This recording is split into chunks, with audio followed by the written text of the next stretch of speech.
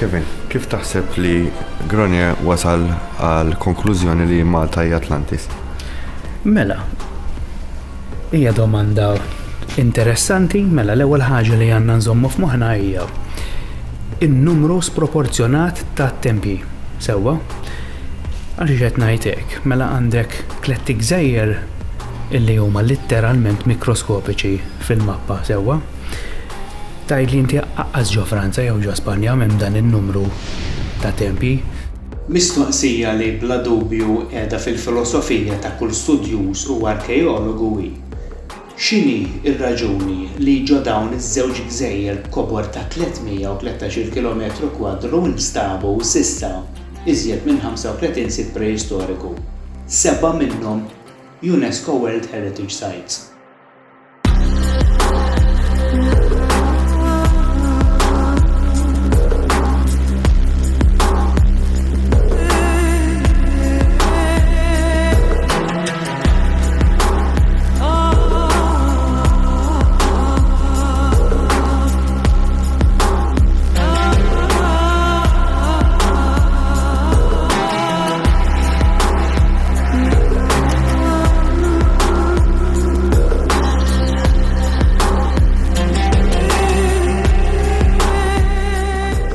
Barra t-tempji għandek il-minjeri, għandek il-katakombi, għandek id-dolmens, mela għandek ħafna fdalijiet preistoriċi illi tqajjem ċertu domandi. Naħseb jiena dan kien l-istimulu li ġiel lil Giorgio Gronier illi jibda jinvestiga jfittex dwar fejn kienet Atlantis. Gronier seta stimola ruħu minn diversi mistoqsijiet. Eżempju, x'kienu l-funzjonijiet ta' kull tempju u għal liema raġuni jintużaw ħaġar li hu meqjus li jiżel mal-20 tonnellata. Hemm ħafna xi jistimola f'dan is-suġġett, pereżempju nistgħu nżidu wkoll dawn verament dawn in-nies kienu bdiewa kif infatti jsostnu l-akkademiċi universitarji. Mela, Platon qal fid-dialogi tiegħu illi l-gżira ta' Atlantis kienet fil-Oċean Atlantiku. Sewwa, mela l-Oċean ħa isem il-gżira, issa dan Platon qed jgħid illi din il-gżira ta' Atlantis kienet barra mill-kolonni ta' Herakle. Sewwa. Huwa tajjeb ukoll illi nżommu f'moħħna illi hemm diversi teoriji ta' fejn poġġew il-pożizzjoni ta' Atlantis, sewwa, hemm teorija li tgħidlek illi il-gżejjer Griegi seta' kienu il-ċaċet fejn kien hemm Atlantis, tajjeb. Hemm teorija oħra illi qiegħda fl-Atlantiku fejn Spanja fejn tgħidlek illi din il-gżira kienet qiegħda southwest ta' Spanja. Hemm teorija oħra illi tgħidlek illi l-gżira ta' Atlantis setat kienet parti mill-Gżejjer Brittaniċi. Hemm miżibilju ta' teoriji u Gronier, it-teorija ta' Gronier hija waħda minnhom. Però ninnotaw li teorija jew tnejn biss żammew mat-testi ta' Platon li jindikaw mod ċar li din il-gżira kienet fil-Baħar Atlantiku bejn l-Ewropa u l-Amerika. Issa meta nirreferi għad-dialogi ta' Platon bħala testi oriġinali jien dejjem inżomm f'moħħi li qabel kollox Platon ġab l-informazzjoni dwar Atlantis mingħand Solon li kien jgħix fis-7 seklu qabel Kristu. Platon kien dixxendent ta' Solon min-naħa ommu u kien jgħix fir-4 seklu qabel Kristu. Bħal kull stat fid-dinja, Ateni kellha x'tirranġa u Platon kien ċittadin li ried riforma sseħħ Issa, illum jiġifieri fis-seklu 21, diversi studjużi qisu l-Gżira ta' Atlantis iżjed bħala forma ta' pjan jew inkella mudell politiku magħmul minn Platun biex jiġi proposta riforma ta' Ateni. U l-mistoqsija hawn din.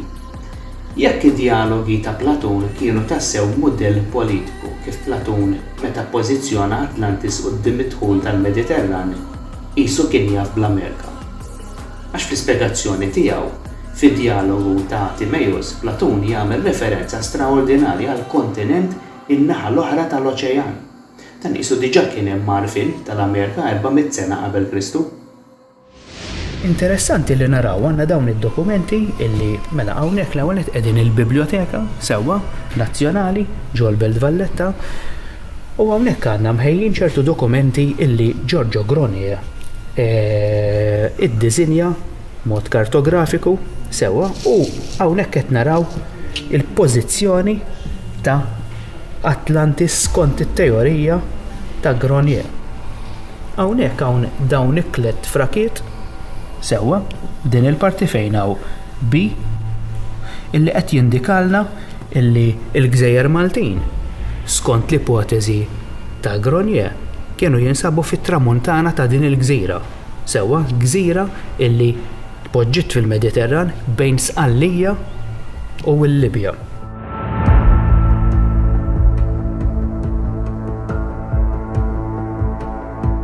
Gronier biex nagħmlu spunt, biex nagħtu spunt daqsxejn dwar dan il-personaġġ sewwa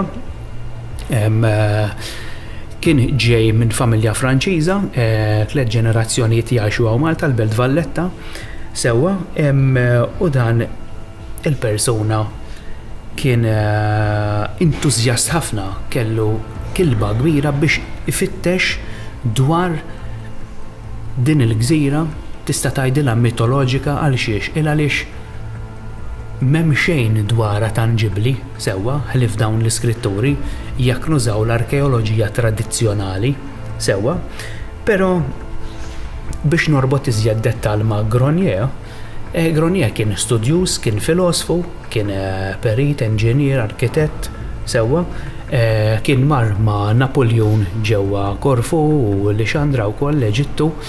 Però wara dan Gronier kien dedika perjodu ta' snin jirriċerka u jistudja dokumenti klassiċi li kellhom b'xi mod jew ieħor relazzjoni mal-Gżira Atlantika ta' Platun, msemmija fid-dialogi tiegħu.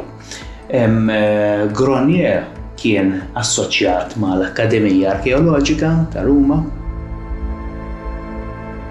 Kienu wkoll membru tas Soċjetà Arkeoloġika ġewwa Pariġi, jiena ma neskludix il-possibilità illi kien imdaħal fil-mażunerija wkoll. Minħabba l-fatt li dan kien arkitett u l-arkitettura iddaħħalna fil-mażunerija.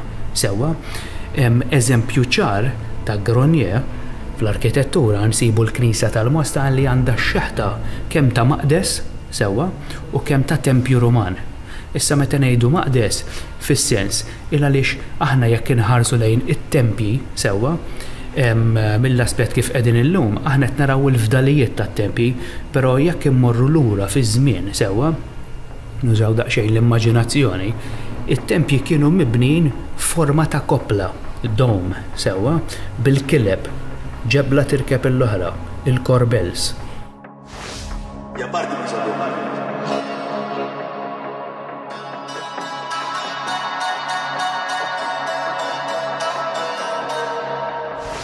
Mela kif nistgħu nindikaw fejn kienu l-kolonni ta' Ereke? Mela, il-kolonni skont il-mappa li qed jipprovdilna Gronier, mela għandna l-Afrika sewwa u din Spanja. Issa dawn il-kolonni qegħdin hawnhekk, jiġifieri il-portal għall-Baħar Mediterran. Kien hemm waħda il-Marokk u l-oħra Ġibraltar.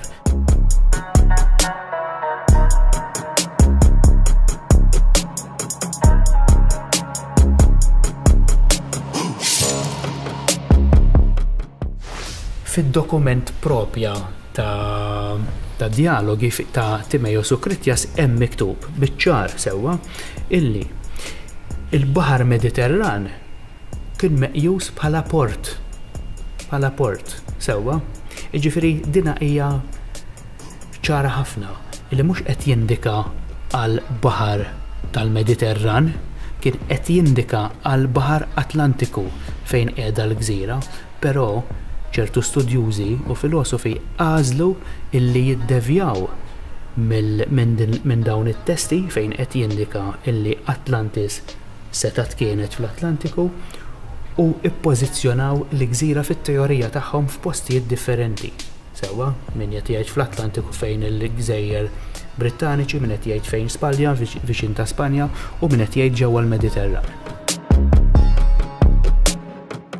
Mela, il-norma tgħidilna li t-Tempju Malta mbnew mill-isqallin. Inti ma taqbilx fuq dit-teorija. X'inhu l-ħsieb tiegħek? Mela, tajjeb, it-teorija tiegħi tinkludi b'mod vast sewwa ħafna postijiet għaliex ngħidu li għandek stampa sewwa u l-akkademija tradizzjonali qiegħda tara biss parti żgħira minn din l-istampa.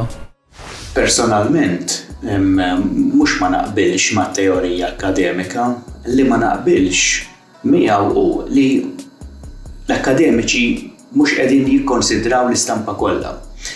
Bl-istudju u r-riċerka li għamilt matul is-snin, formajt ipotezi alternattiva li tista' tkun plawsibbli daqskemm hija di konvenzjonali.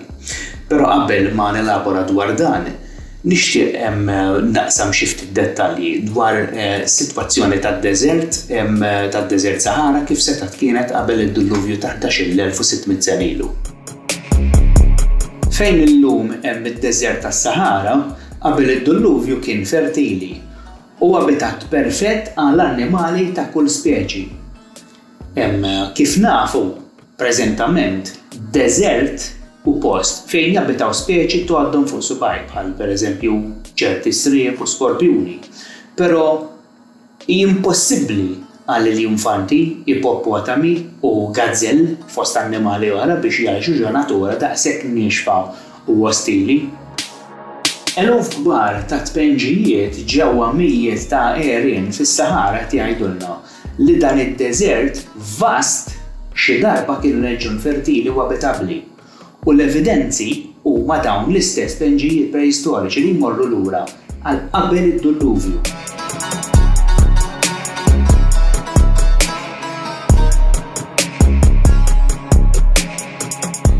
Fl-opinjoni tiegħi, it-teorija li l-ewwel abitanti ġew minn Sqallija 6,000 sena ilu fi żmien meta l-Mediterran kien bejn wieħed u ieħor l-istess sitwazzjoni kif insibuh illum tagħmel sens, però dawn in-nies ġew minn fejn ġew ma kinux l-ewwel abitanti tal-inħawi fejn illum insibu l-Gżejjer Maltin. Mela allura ejja issa npoġġu dan mal-ġenb u nidħlu fi ħiżjed il-qudiem. L-ewwel dettall li rridu nifhmu qiegħed preċiżament fl-isem ta' dan il-baħar, Mediterran. Maqsum f'żewġ kelmiet insibu Mediterra li jfissru nofs l-art. Issa, terra li tfisser letteralment art bil-Latin qed tindika biċ-ċar x'qiegħed ngħid jien li l-Mediterran xi darba kien art. Jiena tal-fehma li l-ewwel abitanti ta' fejn illum hawn il-Gżejjer Maltin mhux baħru imma migraw fi żmien meta l-Mediterran seta' jiġi maqsum bil-mixi. U provi ta' dan għandna bosta fil-Mużew ta' Ardalam.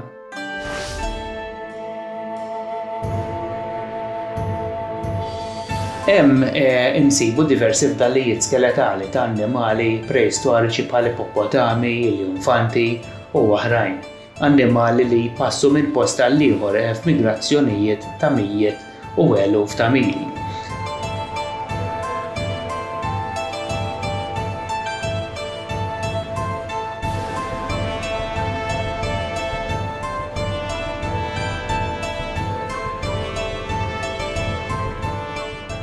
Dawn il-migrazzjonijiet dak iż-żmien setgħu jaqsmu mill-Afrika l-Ewropa mingħajr ostakli tal-ebda baħar.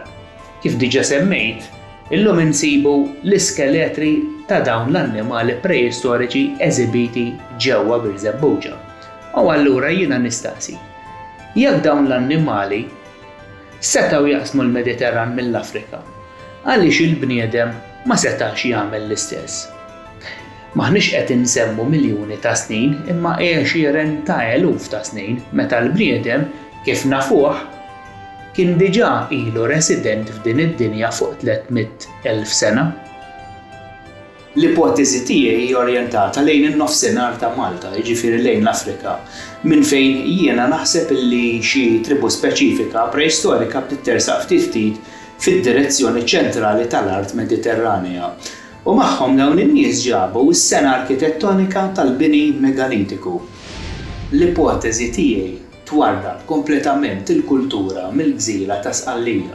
Jiġifieri jiena neskludi illi l-ewwel abitanti ta' dawn il-gżejjer kienu minn Sqallija. U minflok norbot tribu ta' kultura Afrikana u dan għal diversi fatturi.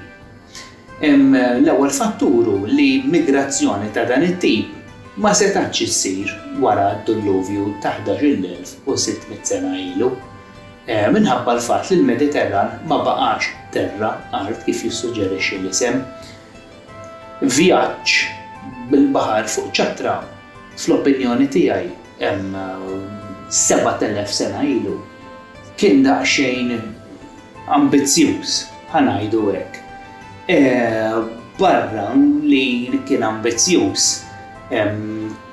kien hemm il-biża li taqsam il-baħar, irridu nżommu f'moħħna li dawn in-nies kienu nies superstizzjużi illi kienu jemmnu illi l-baħar biex taqsmu l-ewwel nett trid permess.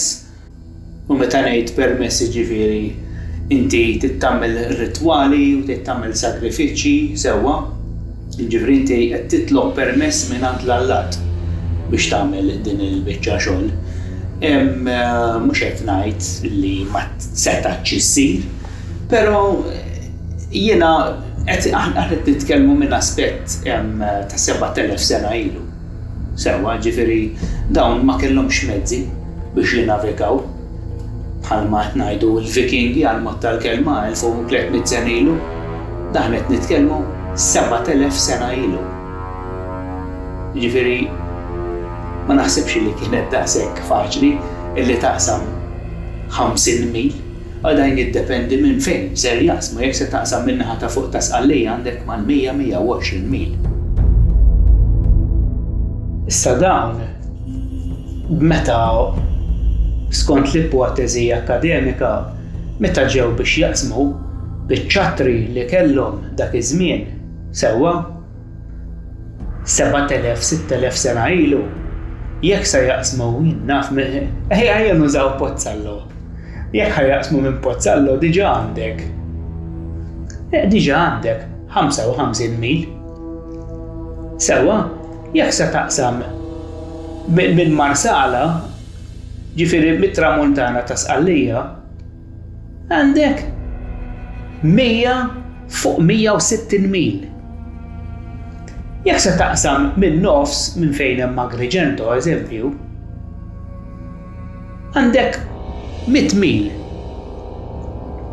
Issa dawn meta ddeċiedu skont nerġa' ngħid meta ddeċidew skont l-ipotezi akademika illi jitilqu minn Sqallija dawn mill-kosta minn fejn kienu ma rawiex il-Malta ma kinux jaraw għal-Malta kif se tara.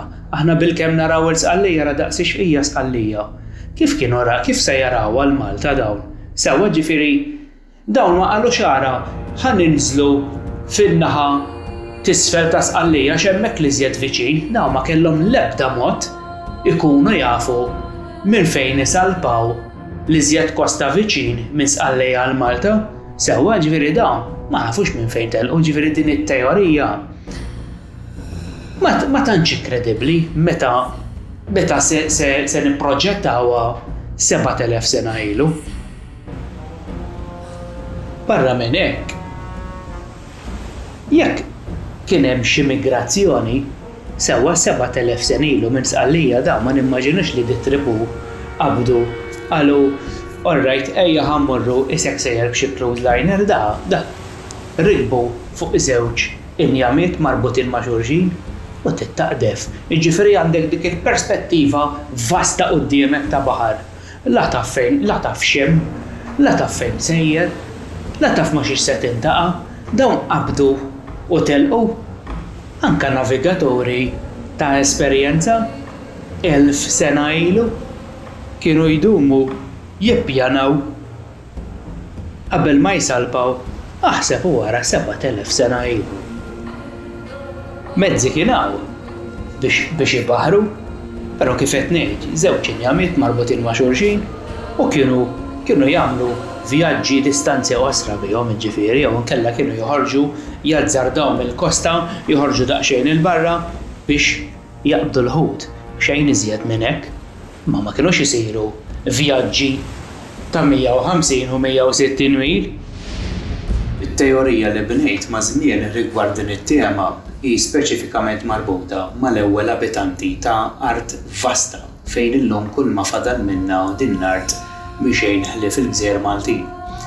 Jiġifieri li l-ewwel nies li kienu jgħixu hawn kien fi żmien fejn il-Gżejjer Maltin ma kinux jeżistu u l-Mediterran bħala baħar ma kienx jeżisti. Issa fl-ipotezi tiegħi l-ewwel abitanti tal-Gżejjer, ma nisewx tal-Gżejjer mhux tal-art vasta qabel id-diluvju, l-ewwel abitanti tal-Gżejjer Maltin, jiġifieri 20 ta' eluf ta' snin wara l-bini megalitiku, ma ġewx 7000 jew 6000 sena ilu, imma bejn 3500 u 3000 sena ilu. Meta d-distanzi żgħar ta' baħar setgħu jiġu mbaħra u maqsuma kif infatti insibu fir-rekords antiki Eġizzjani u tal-Hittites dwar l-ewwel baħħara fi żmien il-kollas ta' żmien il-Bronż. Dawn in-nies mal-wasla tagħhom fuq il-Gżejjer tagħna sabu t-tempji diġà hemm, però fi stat ta' rovina. Issa skont studju arkeoloġiku dawn in-nies irranġaw it-tempji u bdew jużawhom. Jiġifieri dawn sabuhom hemm u l-istudju arkeoloġiku qed jgħidilna li dawn in-nies użawhom sewwa. Però l-attribuzzjoni tal-bini ta' dawn l-istrutturi skont l-opinjoni tiegħi qed issir b'mod żbaljat. It-tempji nbnew ħafna qabel dan iż-żmien. U għax sibna oġġetti ta' 5000 sena ilu ġew dawn l-istrutturi ma jfissirx allura li t-tempji għandhom 5000 sena. M'hemm xejn illi jorbot it-tempji ta' Malta ma' Sqallija il għaliex jekk inti qed tikkonsidra ħajt preistoriku dak ma jfissirx li dik hija evidenza. Sewwa jekk ħanorbtu biss fuq dan l-aspett li ħanorbot iżjed fuq il-qudiem dawn it-tempji kif bdew u x'kienu sewwa se naslu iżjed biex naqdu iżjed minn din il-puzzle sewwa li s'issa hija misterju kulħadd għandu t-teorija tiegħu sewwa l-arkeoloġija twassalna sa ċertu punt, però evidenza m'għandna xejn.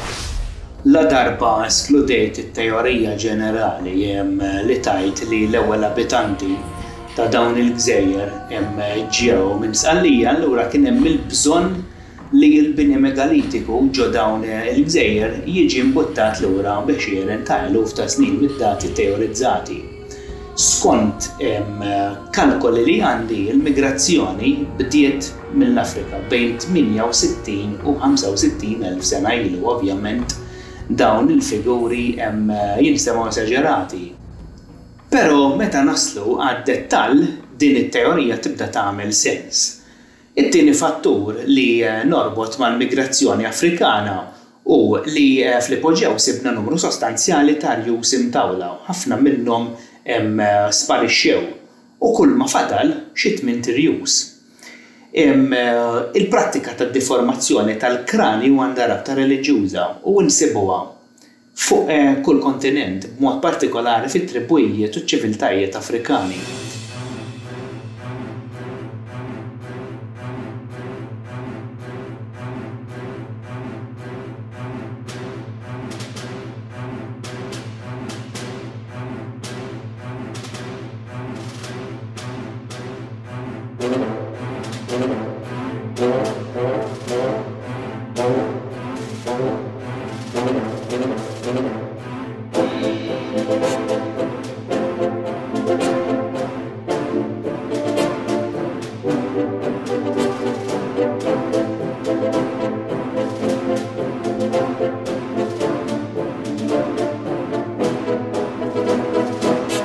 Issa nafu biċ-ċar illi ġon l-Afrika din il-prattika kienet issir tista' tgħid f'kull post ġo l-Afrika, ġo Nubja, ġo Sudan, ġo l-Etjopja, ġo l-Eġittu, tajjeb, din hija prattika li għadha tintuża sal-ġurnata tal-lum. Barra minn dan insibu wkoll il-fatt patoloġiku fejn jidħlu sintomi li waslu għall-iżvilupp li medikament jissejjaħ tal-assemija li bażikament dan hu kondizzjoni fejn ir-ras tal-persuna tkun tawalija mill-ġuħ, ġifieri it-tarbija titwielet b'rasa twila. Din tissejjaħ dolikosefali u din il-kondizzjoni tintiret. Issa evidenza ta' dal-fenomenu mediku marbuta ħafna mal-kontinent Afrikan fejn instabu ħafna każi kemm preistoriċi u anki moderni.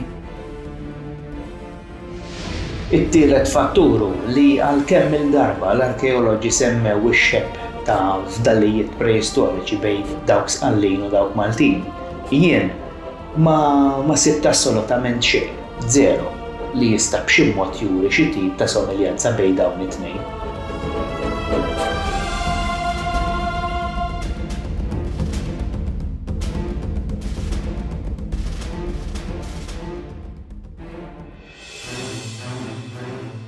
L-imqades Maltin jeżibixxu arkitettura li ma bħala, b'xogħol ta' aperturi mħaffra direttament ġol-ħaġra, artali dekorati, ftuħ ta' absi fuq kull naħa tal-passaġġ primarju biex ma nsemmux il-kobor tal-ġebel użat, l-orjentazzjoni, il-forma u l-kumplessità megalitika li tpaxxi l-għajnejn anke fl-istat ta' rovini li jinsabu fihom illum.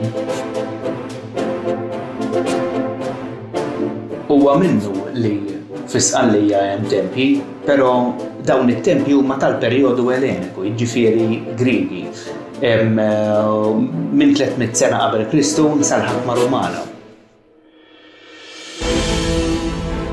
Fil-gżira ta' Sqallija m'hemm xejn li remotament jixbaħ it-tempji Maltin u allura fl-opinjoni tiegħi l-ipotezi li kienu Sqallin ewwel abitanti u l-bennejja ta' dawn it-tempji ma tagħmilx sens.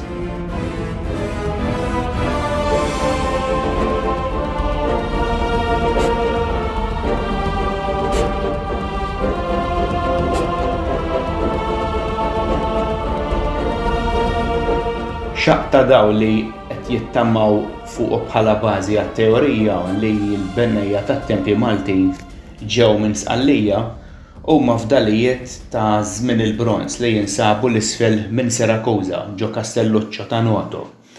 Però bl-ebda mod it-tempji Maltin ma jistgħu jitqabblu ma' sit ta' żmien il-Bronż. Barra minn hekk, Castelluccio fih iżjed katakombi taħt l-art milli ħaġar impoġġi b'forma ta' xi struttura wiefqa.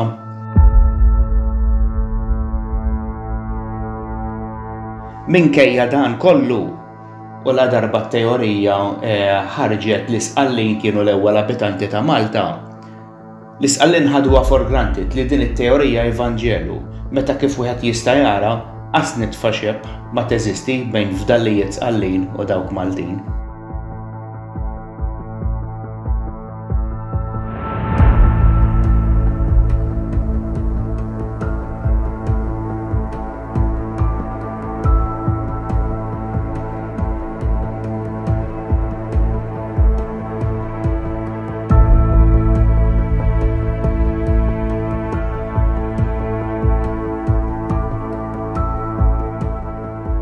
Din il-migrazzjoni telqet minn ximkien fl-Afrika fejn illum insibu d-deżert tas-Sahara sewwa.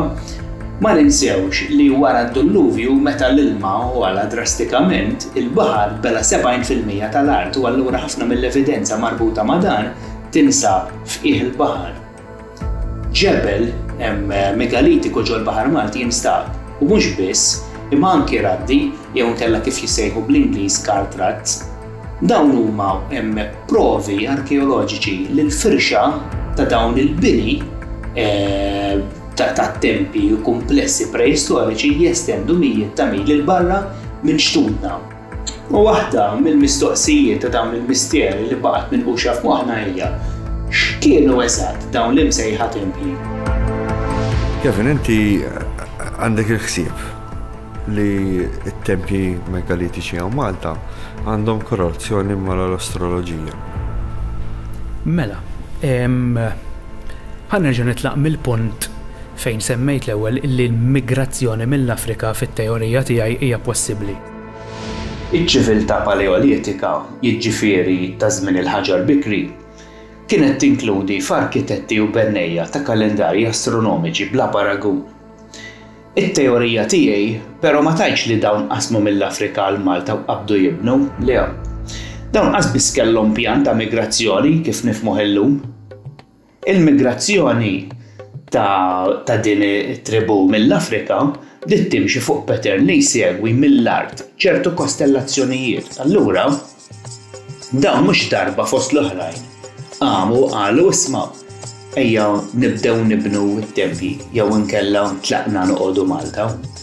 L-istudju li għamilt nebbaħni li din fil-verità ma kienet migrazzjoni xejn. L-istil ta' ħajja unika li kellhom dawn in-nies iddiriġiethom lejn ir-reġjun fil-Mediterran fejn illum hawn il-Gżejjer Maltin. Mela allura aħna rridu naħsbu wkoll illi ġol baħar Mediterran hemm tempji oħra.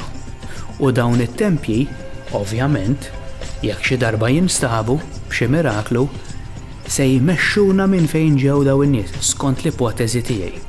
Mela dawn terqu mit-tali post ġol-Afrika.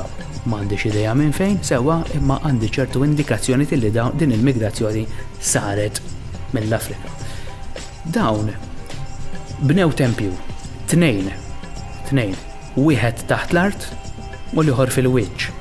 Sewwa, issa nispjeg iżjed il-qudiem x'inhi s-sinkronizzazzjoni ta' dawn iż-żewġ tempji. Mela t-tempju tal-wiċċ kien il-kalendarju. Sewwa, u dan kellu lifespan biex ngħidu hekk ta' 2150 sena. Għajli x'ġifieri. Jiġifieri li dawn kienu qegħdin isegwu kostellazzjoni jew kostellazzjonijiet illi f'dawn l-2150 sena, ovvjament aħna nafu illi xejn huwa fiss, kollox jorbita, kollox jiċċaqla, mhux dik il-teorija medjevali li kellha l-Knisja Kattolika illi kollox huwa fixed, xejn ma jiċċaqla sewwa. Illum nafu illi kollox jorbita ma' xulxin, sewwa issa dawn. Peress li f'din il-lifespan ta' dan il-tempju iridu jżommu mod astronomiku l-istudji tagħhom u l-osservazzjoni tagħhom minn din l-istruttura li aħna nsejħula tempju sewwa.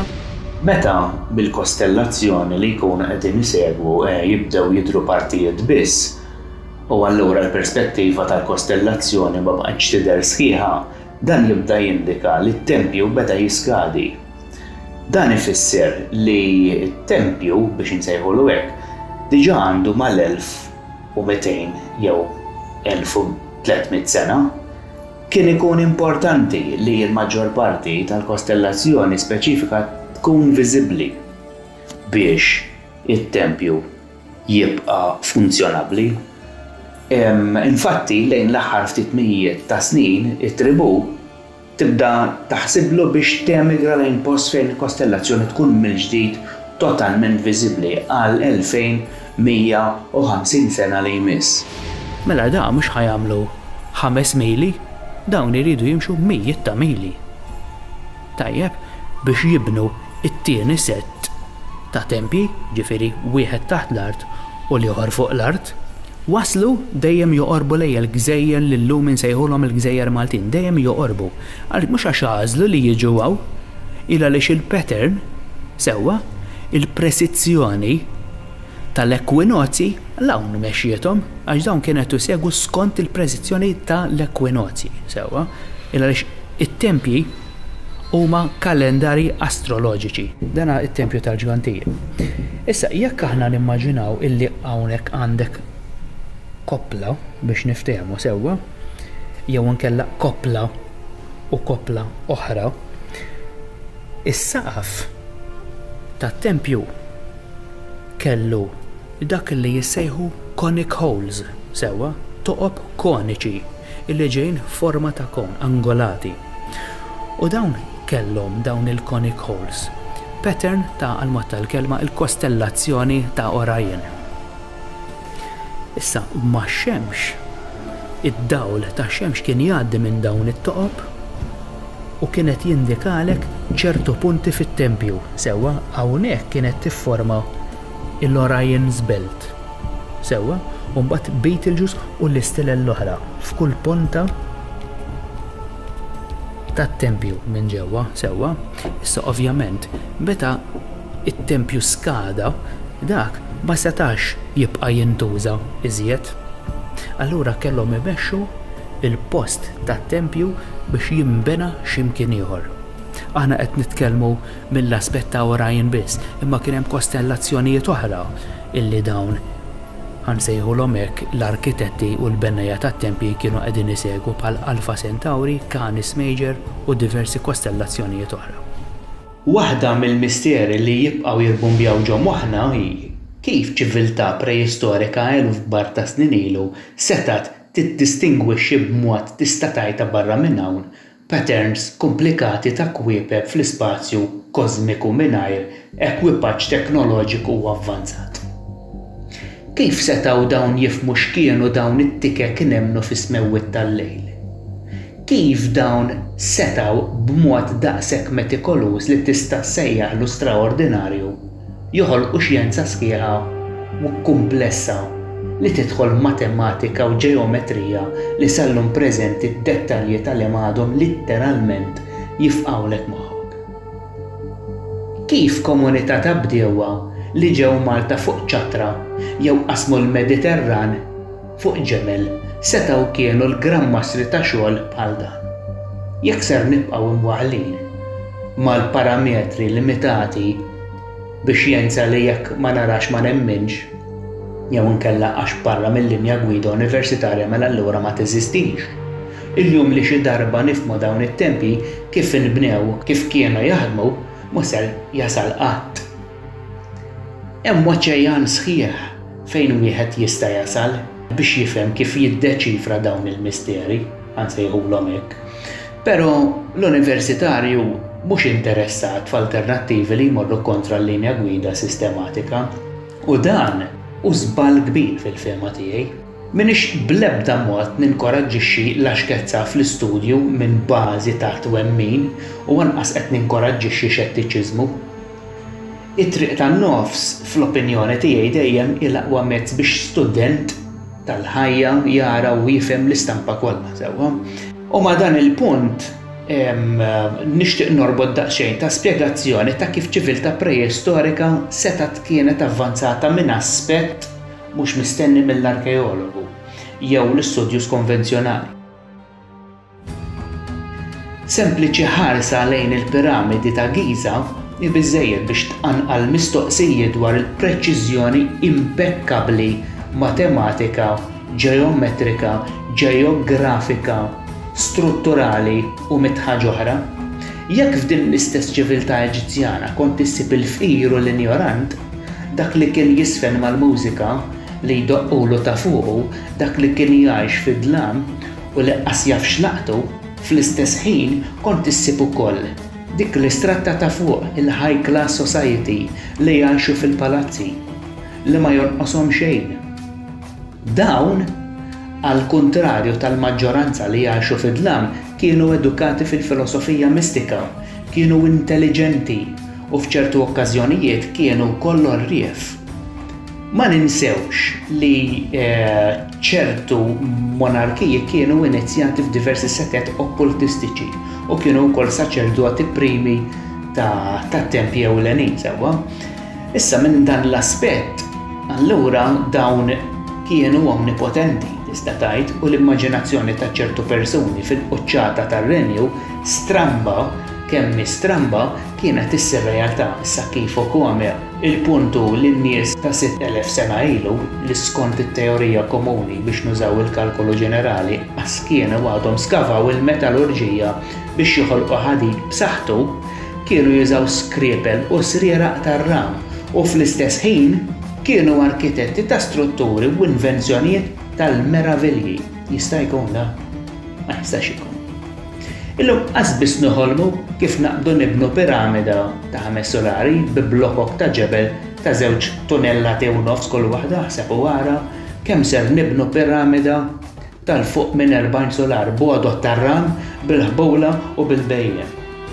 Ġifieri mill-aspett akademiku konvenzjonali hemm teorija kemm trid, però s'issa l-ebda waħda ma tagħmel sens jew tal-inqas nitfa' ta' dawl kredibbli. L-unika teorija li tagħmel sens hi tal-Franċiż Joseph Davidovits li fassal l-ipotezi dwar kif il-piramidi ta' Giza setgħu innew minn ġebel ta' geopolymer konkrit.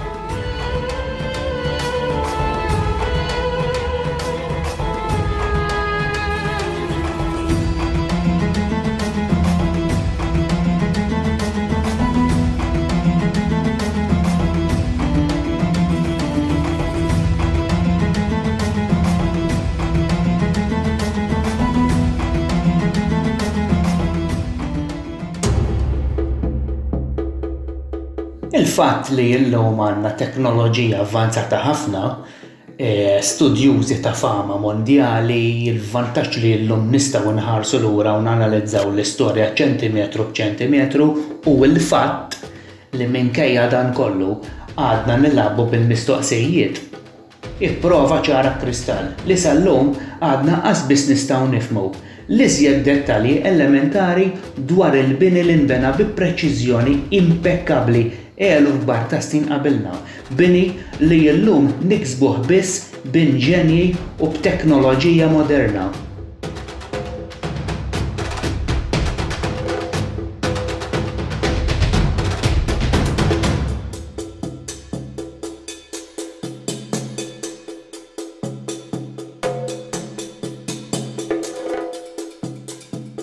Il-metodi għodot ta' kif u biex inbnew dawn l-eġubijiet litteralment tal-blieħ eluf ta' snin ilu skont l-università kienu primittivi. Issa, nixtieq nistaqsi mistoqsija sempliċi dwar dan. Ipprova produċi blokka tal-qawwi. Berba tifċaċa tlixxi perfetti bi skarpell ta' żonqor u wara jekk irnexxilekx.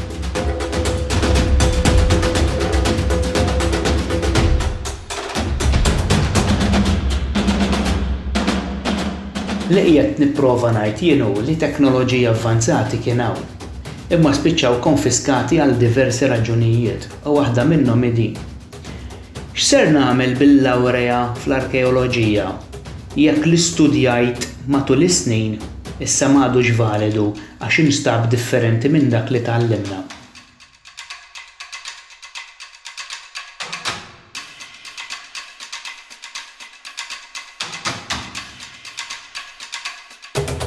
Jiena ġejt għand Sergio l-Stone Pecker, sewwa Sergio huwa skultur ta' esperjenza u infatti nixtieq nistaqsih żewġ domandi rigward ħaġar kif seta' inqata' sewwa qed nitkellmu minn aspett ta' 7000 sen ilu, kif seta' inqata' mill-art nies kienu jimplementaw għodda tal-ħaġar sewwa, jiġifieri qed insemmu fil-fażi ta' żmien il-ħaġar aħna dak iż-żmien ma kienx hemm ħadid u allura daw kienu jużaw għodot tal-ħaġar biss, għodot tal-ġebel biss sewwa.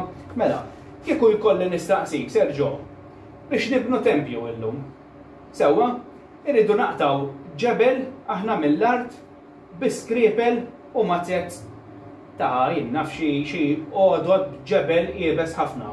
Jinnaf obsidjan jew żnier jew ħadiet ma kienx hawn. Inti kemm tħares lej din it-teorija bħala kredibbli, taħseb li kienet possibbli illi jużaw għodot tal-ħaġar biex jaqtaw dawn il-ġebel, aħna mhux qed nitkellmu ġebla tal-lum, qed nitkellmu vażi kbar blajjed ta' 10 tonnellati u 15 tonnellata sewwa, issa di tista' tinkisillek, tista' tmurlek, tittoqgħod tilab magħha. Inti bħala bniedem ta' esperjenza fil-ġebel, kif tħares lejha din it-teorija? Mela, li hemm li tista' tuża bħala spna forsi xi skuk tal-injam, skuk tas-siġar u hekk, dak kienu jeżistu. Imma mbagħad biex tinqata kif qed tgħid inti jekk tiġik ħażina hekk tittelli xi jagħmel inti tajta raff. Imma biex iġġiba 180 eżatt biex niftehmu, tittuża bil-fors ħadid jew wazza. Għax inti biex tilqar kemm jekk inti biex inti ġandek ġebel jużonqor, da mhux franka biex niftehmu. Tal-qawwi, tal-qawwi. Parti l-esterju kienu jużaw tal-qawwi. Tal-qawwi. Ma jekk qed għandek tal-qawwi ma oġġett iktar jiebes. Ekku. Issa biex ma ħadna rridu nillamanaw il-ħadin, il-ħadin mhux ħajkun. Ma kienx jeżisti dak iż-żmien. Allura jien bħala bniedem tal-lum tal-Elvara Kristu sawwa ħanuża l-azzar jien. Għalkemm jien uħobb nuża l-odda tal-idejn, ma lejn għandhom naqra iktar milli kieku ħoqgħod nuża grinders u chasers. Jien peress li naħdem l-odda tal-idejn għandhom iktar diġà lavor qed nuża azzar. Ma lejn għandhom il-vantaġġ tal-azzar. Huma dak ma kellhomx il-vantaġġ. Ma għandhom xi ħaġa qasna fuq xini biex taqtor ġedda segħ. Il-teorija konvenzjonali jgħidulek illi dawn kellhom modot ta' ġebel jiebes ħafna sewwa. Issa anke meta tkun qed taħdem fuq xogħol. Inti jekk tuża skripel tal-azzar, xorta tittoqgħod tillimhom kull sejja u kull kemm. U x'veru, ġifieri l-iskarpell se jittiekel max-xogħol naħseb wara skarpell tal-żniet. Mela allura naħseb hija daqsxejn biċċa xogħol jibsa immens jekk mhijiex impossibbli din sewwa, imma dik hija teorija ġenerali konvenzjonali. Nagħmlu mod irnexxielna naqtawha din il-blata u marret ħażin. Sewwa minflok marret dritta, marret ilna ħażin, marret ħażin aġer. Mela rridu noqogħdu ntajru u mbagħad irridu nillixxaw x'hekk inħarsu lejn ix-xogħol li nsibu fit-tempji ma nħarsux lejhom kif qed narawhom illum wara eluf ta' snin. Li huma mikolin diġà. Mikolin, ġifieri. Irridu aħna nużaw daqsxejn ta' perspettiva kif setgħu kienu dak iż-żmien. U għalli huma nkallu, għalli huma qegħdin għadhom tajbin, 7,000 meta llum jekk tara l-bilet tal-lum ġifieri wara 5 snin. Kif taħseb li kien hemm xi teknika biex tillixja tal-qawwi? L-ewwel semmejt li xi huma għadam, inti għandek imma l-għadam forsi biex tnaqqax, għax inti biex terfina tagħmel bil-għadam fuq iż-żomm wara naqra jebes. Mhux naqra jebes ħafna. U biex nillixjaw, biex inġibuh ejja ma jgħidux lix ħafna, ma nġibuh daqsxejn. Tista' forsi tuża l-franka fuq il-qawwi, peress issa veru l-franka iktar soft ħafna fejn il-qawwi. Imma u tintorok b'dan il-mod, imma xorta ma naħsibx li għandek l-effett. Bħala ma ngħidu aħna nafta ta' sandpaper fuq ma għandekx l-effett. Ġier huma dar ħafna teoriji li joħorġu mill-università aktar xi jkunu magħmulin kif dejjem minn nies li nqas li jkunu esperjenti fix-xogħol. Allura inti la ma taħdemx fix-xogħol tivvintaw ipotesi u teorija. Ġifieri inti ma taqbilx mat-teorija konvenzjonali tal-ġebel, eżatt. Illi dawn inqataw. Ħaġa oħra biex inti tillixja. Inti tagħmel iktar circumference, ġifieri taqbad iktar biex. Ma trid iġġib minn dal-ġebel trid iġġib ħafna kwantitajiet. U dejjem tittiekel u dejjem tarmi u dejjem ġifieri tikelek mhux iġġib oġġett żgħir naqsek. Għax dak ikun ħadd tnaqqax orrajt. Għax ħadd tuża lilu dejjem. Imma tarġa biex torok trid iġġib kwantitajiet kbar minn dal-ġebel li qegħdin jgħidu huma. Imma ngħidu li kellhom dawn il-kwantitajiet. Li ma nimmaġinax li ma kienx hawn. Diffiċli wkoll. Però naħseb li huwa possibbli illi dawn jottienu dik it-tip ta' riżultat, dik it-tip ta' perfezzjoni illi xekk inħarsu mill-perspettiva mhix tal-lum ta' 7,000 sena ilu. Dawn ma kienux nies primittivi kif naħsbu, dawn ma kienux nies tal-erin, dawn kienu nies li kellhom teknika avvanzata biex ħarġu b'dan it-tip ta' strutturi. U b'din it-tip ta' metodu biex ikaxkru l-ġebel biex qataw il-blajiet. Hemm ħafna fċaċa. Aħna qegħdin nitkellmu waqt li nqataw u qed jinħadem ma għandek meta jinġar u jarġa' jitpoġġa. Hemm ħafna affarijiet li titħallel, ġifieri aħna s'issa wasalna hawnhekk. Jiġifieri biex jinqataw bodot tal-ġebel. L-ewwel semmejt li l-ispnajjar x'inhu ma dawn. Dak huma l-ispnajjar, ma skuk tas-seġar idhom skuk tas-seġar dak iż-żmien kienu ħajkunu skuk tas-seġar. Flok joqgħdu jagħmluhom il-ħadid, imbagħad tarġa' tmur ħażin. Dawn kienu jkunu tejpel xi jattawhom. Jista' jkunu. Imma jien naħseb li kienu jkunu iktar attont milli għax intu biex tagħmilha tejper l-injam speċjalment. Irid ikollok tarġa' irid ikollok l-azzar hemmhekk tarġa' biex tagħmel tejper. Nagħmlu ma għandek il-flint. Ħal jużaw Ma da ġebel kbir, da mhux qegħdin ngħidu aħna lanza żgħira. Ejja ngħidu r-ras tal-vleġġa bil-flint kienet ta' ħafna. Illi tista' tagħmilha imma biex taqta' dak it-tip ta' ġebel trid ikollok skuk ta' s-seġar. Is-sinti biex iddaħħal dawn is-snajjar Ġorġa Blawn qed tagħmel qataw. U mhux hekk. U jekk se toqgħod ittihom u inti se tżid l-ilma, ovvjament, il-pont ta' tisfel se titgħata niġi ma tantx sokkur. Jista' jkun dak iż-żmien, għax dak forsi minn żmien ir-Roman u l-Griegi forsi ġedda biex xogħol tal-kanal, ħafru ma tidaħlu l-injam. Li fil-sqajja ħana jgħidu l-spaj. Imma tarġa' bad forsabi forsi kellu jagħmlu t-toqob, imma biex tagħmel it-toqba. Ġuddi bl-injam biss m'intix ħadd ħafru, għax il-ġebel stess aħseb wara. La l-injam lill-injam. La ġebel u laqqas taruk tal-lazzar, x-lazzar, u bat nibnejqaw il-żonqor biex niftemu tarġi ktar jibes mill-ġebel. Ħafna. Allura, tittamel it-toqba, titprepara t-toqba biex tfaqqa il-ġebel. Ġifieri it-teorija konvenzjonali li dawn qataw il-blajjet enormi bodot tal-ħaġar stess hija mhix uġieħ ta' ras biss, imma fl-opinjoni tiegħi hija impossibilità.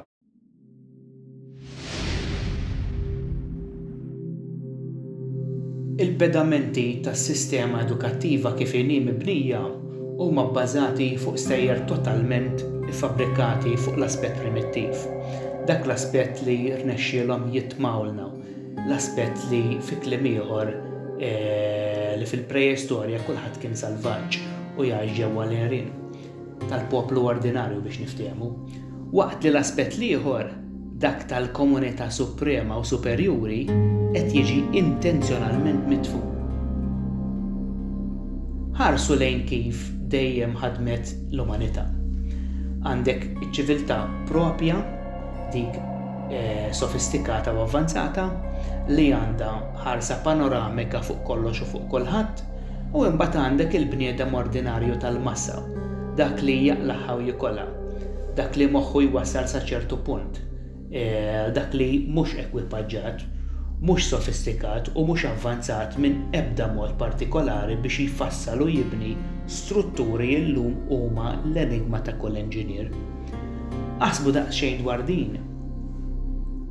Jien tal-fema li min kien involut fil-bini ta' strutturi megalitiċi bħal dawk li jinsibu Malta llum u dawk ta' l-istess kalibru f'pajjiżi oħra, ma kienx jgħixu l-għerien, ma kienx primittiv u ma qatax blajjat enormi bodot tal-ħaġar jebes jew inkella iżjed il-qudiem bodda tar-ram. Jien inħoss li waqt li n-nies involuti fit-tbatija tal-bini kienu nies ordinarju jgħixu ġol-għerien. Waqt li dawk li min-naħa l-oħra kienu involuti fil-filosofija, fit-tfassil u fil-metodi avvanzati ħafna ta' kif kien isir il-bini tat-tempji, kienu nies verament intelligenti, ta' klassi u b'diversi passi l-qoddim il-kumplament tal-umanità.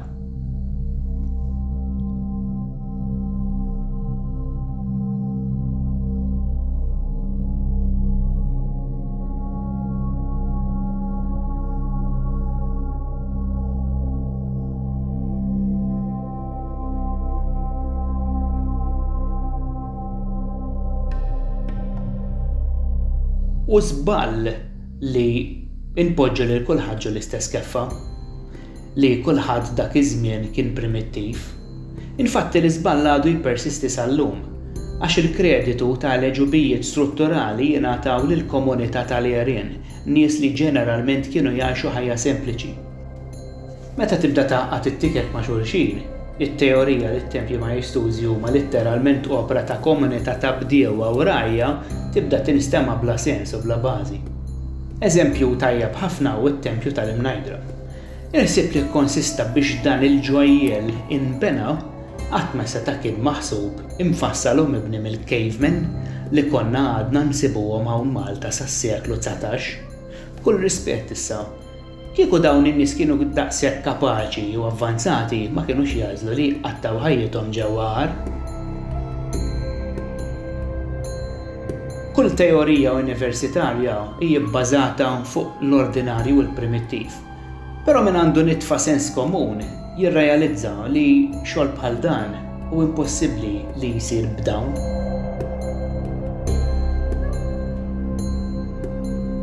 U b'din il-preċiżjoni. Min allura kienu dawk li bnew dawn it-tip ta' strutturi? xi komunità neandertali kif infatti jiġu eżibiti fil-mużewijiet universitarji, jew inkella nies li tant kienu avvanzati li jekk il-verità dwarhom toħroġ fil-beraħ tkisser it-tagħlim u t-teoriji arkeoloġiċi konvenzjonali kollha. Il-possibilità biex blajiet inqataw u ġew maħduma kif hu spjegat mill-aspett akademiku, jiġifieri l-ħaddiema użaw għodda tal-ġebel, fil-fema tiegħi hi dubjuża mhix ħażin. Għaliex biex tikseb dan it-tip ta' riżultat, l-għodda jridu jkunu ta' materjal ħafna iżjed jibes mill-blat li jinqata' mill-art, materjal li ma jitfarrakx meta wieħed isammar fuq sewwa. Ma ninsewx li l-partijiet esterjuri tat-tempji huma tal-qawwi li hu materjal b'saħħtu immens u li jiflaħ l-elementi staġjonali seklu wara ieħor kif infatti juru t-tempji. Kif spjegalna Sergio, biex jinqata' ġebel kbir sa 2000 sena ilu fost diversi metodi oħra kienu jintużaw spnajjar jew filsa tal-injam. Dawn is-spnajjar kienu jissamru ġoqqata ta' ftit ċentimetri fond li tkun preparata minn qabel fil-blad bl-intenzjon li dawn is-spnajjar jissaqqew bl-ilma, jismnu u jaqsmu l-ġebla. Però dan il-metodu għalkemm seta' japplika fuq materjal ta' franka li huwa rtab, żgur li ma jaħdemx fuq iż-żonqor u l-qawwi għax is-saħħa tal-espansjoni tal-injam jew spnajjar mhux ser telep is-saħħa taż-żonqor u żgur ma jkunx biżżejjed biex jaqsam dan it-tip ta' blad. U l-injam jispiċċa allura impriġunat ġol ġebla mingħajr ma jagħmel xogħlu. U allura nistaqsi, x'materjal jibes li ma jitfarrakx bid-daqqiet seta' intuża biex inqata' dan l-ammont ta' blad f'forom u kobor differenti. Fil-verità, fir-rekord storiċi jinsibu li ħadid ilu jiġi maħdum minn 10,000 sena qabel Kristu. Din diġà indikazzjoni ċara li seta' kien hawn xi forma oħra ta' għodod barra dawk tal-ħaġar, però hija ma naġlux. Għal xi forma ta' tweġiba ma naħsibx li ħafna fejn iddur, u allura ser indur lejn l-inqas post li wieħed jista' jiġi f'moħħu. Il-ktieb tal-Ġenesi. Hawn wieħed jiltaqa' ma' stejjer bombastiċi ta' strambizza li ma bħala. Insibu wkoll li wieħed mill-ewwel ħaddiema tal-ħadid kien kontemporanju ma' Noe li skont il-kronoloġija biblika kien jgħix bejn 40,000 sena u 5,000 sena ilu. Ovvjament, irridu nħarsu lejn dawn ir-rakkonti minn aspett partikolari u mhux neċessarjament minn aspett storiku, però istramba li personaġġ li kien jgħix 20,000 ta' snin ilu kien metallurġist meta l-akkademiċi jgħidulna li żmien il-ħadid beda 3,000 sena ilu. Bl-ebda mod mu qiegħed nirreferi għal ħadid azzarjat, però ramu brons huma ħafna iżjed b'saħħithom minn kull tip ta' għodda magħmula mill-ħaġar. Il-metallurġija fil-Bibja tissemma fi żmien remot ħafna u tinstema' stramba wkoll li nies primittivi 20,000 ta' snin qabilna kienu diġà jafu l-alkemija tal-ħadid. Veru, huwa fatt li rakkonti li nsibu fil-Ġenesi nkitbu 3,000 u 2000 sena qabel Kristu u allura l-awturi ma kellhom l-ebda provi ta' dak li setgħu ġara 1000 ta' snin qabilhom. Imma mbagħad min-naħa l-oħra jien nistaqsi biex dawn l-awturi kitbu dettall u għaddew informazzjoni dwar metodi letteralment avvanzati ħafna iżjed minn dak ta' żmienhom u semmew teknoloġiji li strambament jixbħu lil tagħna llum. Bil-fors li dawn il-metodi u teknoloġiji kienu diġà jeżistu, trid tkun oltre koinċidenza perfetta li dawn id-dettalji insibuhom miktuba minn kull ċiviltà ġo kull kontinent. Finalment, biex ma nkunx preżuntuż iżejjed, din id-domanda ser inħallija f'idejkom. Jekk bodda tal-ġebel ma setax inqata' blat tal-qawwi mill-art biex bih imbagħad inbnew it-tempji, mela allura biex ħadmu l-bennejja preistoriċi jekk ma kellhomx ħadid. Jew kellhom. Mela, Kevin, it-tempji ta' taħt l-art u t-tempji ta' fuq l-art. X'korrelazzjoni hemm bejnietom? Kif indikaj diġà hemm dan il-pattern li kienu jsegwu sewwa fil-migrazzjoni kienu jinbnew żewġ tempji, wieħed fuq l-art u l-ieħor kien jitħaffer taħt l-art. Issa, skont it-teorija tiegħi dawn għandhom relazzjoni sewwa flimkien, sinkronizzata. Għandek it-tempju li kien jinbena fuq l-art fejn kienu jisiru is-sagrifiċċji u għandek it-tempju ta' taħt l-art illi mbagħad dak se joħol ir-rwol ta' meta s-sagrifiċċju jsir. Mela, is-sagrifiċċju kien isir fuq nies illi kienu joffru lilhom infushom mod volontarju biex jissakrifikaw lilhom infushom sewwa. Issa, hawnhekk tidħol ħafna dik il-filosofija tal-ħajja eterna. Sewwa. Mela, meta il-persuna tinqatel mod b'dan is-sagrifiċċju bir-riti u bir-ritwali sewwa, il-ġisem kien jittieħed ġo l-ipoġġew. Sewwa, issa.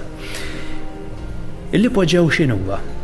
L-ipoġġew qed jissimbolizza fl-ipotezi tiegħi il-ġuf tal-omm.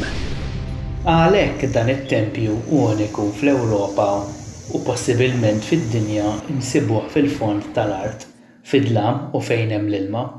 Ma ninsewx li din iċ-ċiviltà kienet ossessjonata bl-alla tal-fertilità u infatti minn hawnhekk li l-wieħed irid joqgħod attent biex jifhem l-irwol ta' dan it-tempju. L-ipoġġew kien jaħdem b'mod sinkronizzat ma' tempju tal-wiċċ, ġifieri dak terran li kien imsaqqaf. U li minnu dan kont tidħol biex tinżel ġo tempju sotterran, dak li nsejħulu l-ipoġġew. Kelma li ġejja minn żewġ termini Griegi, ipo, ge, taħt l-art.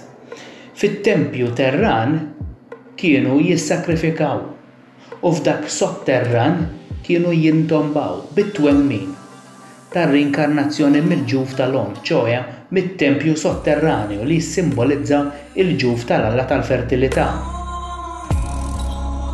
Hemm simbolizmu marbut mar-ritwal ta' twelid mill-ġdid jew inkella mar-rinkarnazzjoni li kien iseħħ billi katavru jiddaħħal fil-parti fejn illum tissejjaħ l-Outer Hall fejn kien isir ir-ritwal ta' rinkarnazzjoni. Ovvjament, wara li l-ġisem jgħaddi mir-riti funerari, kien jitpoġġa ġewwa waħda mit-tombi li nsibu l-ipoġġew.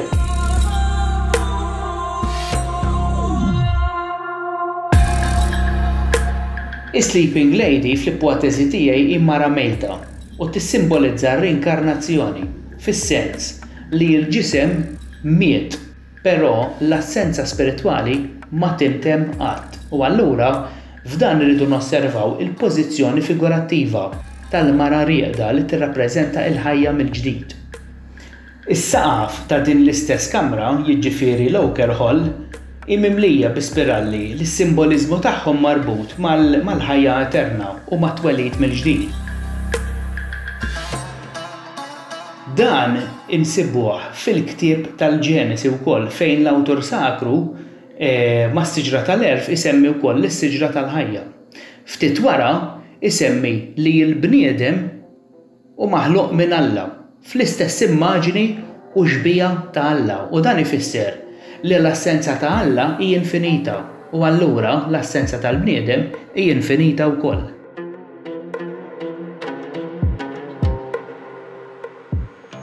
Fuq dan l-artal qed naraw din il-pjanta sewwa li hija letteralment is-siġra tal-ħajja. The Tree of Life. Qed narawha tiela skala fuq skala. U dik hija l-ħamrija, l-art li ġej minn Mother Earth. Din magħmula minn Maderert ukoll. Din qed naraw għat-tikjata u l-bnija tal-artal huwa t-tikjat ukoll. Għal-ħamrija. Nista' nevolvi ħafna żjed dwar dan l-element mistiku u spiritwali, però biex nagħti spunt qasir, l-antiki sa minn l-eqdem ċiviltà u l-eqdem tribujiet preistoriċi l-arfien tagħhom minn dejjem kien li l-ġisem fiżiku ġej mill-art u jiekol mill-prodott tal-art, allura il-ġisem hi l-art li mixejn ħlief fid-dinja fiżika. Infatti, insejħula Mother Earth. Dawn l-antiki kienu konxi li la darba l-esperjenza tal-ġisem fil-ħajja materjali qed intemm, il-ġisem rid jerġa' jmur lura għand ommu. Mhux ta' bxejn, ġifieri il-ġisem jindefen ġal-art. Però żaq l-art hi wkoll il-ġuf tal-omm li twellet mill-ġdid. Din bispunt qasir dwar l-arti mistika li jimbagħad magħha hemm il-kunċett divin fejn jidħlu ir-ruħ u l-ispirtu. Ir-ruħ huwa l-ħajja u l-ispirtu huwa l-konxu.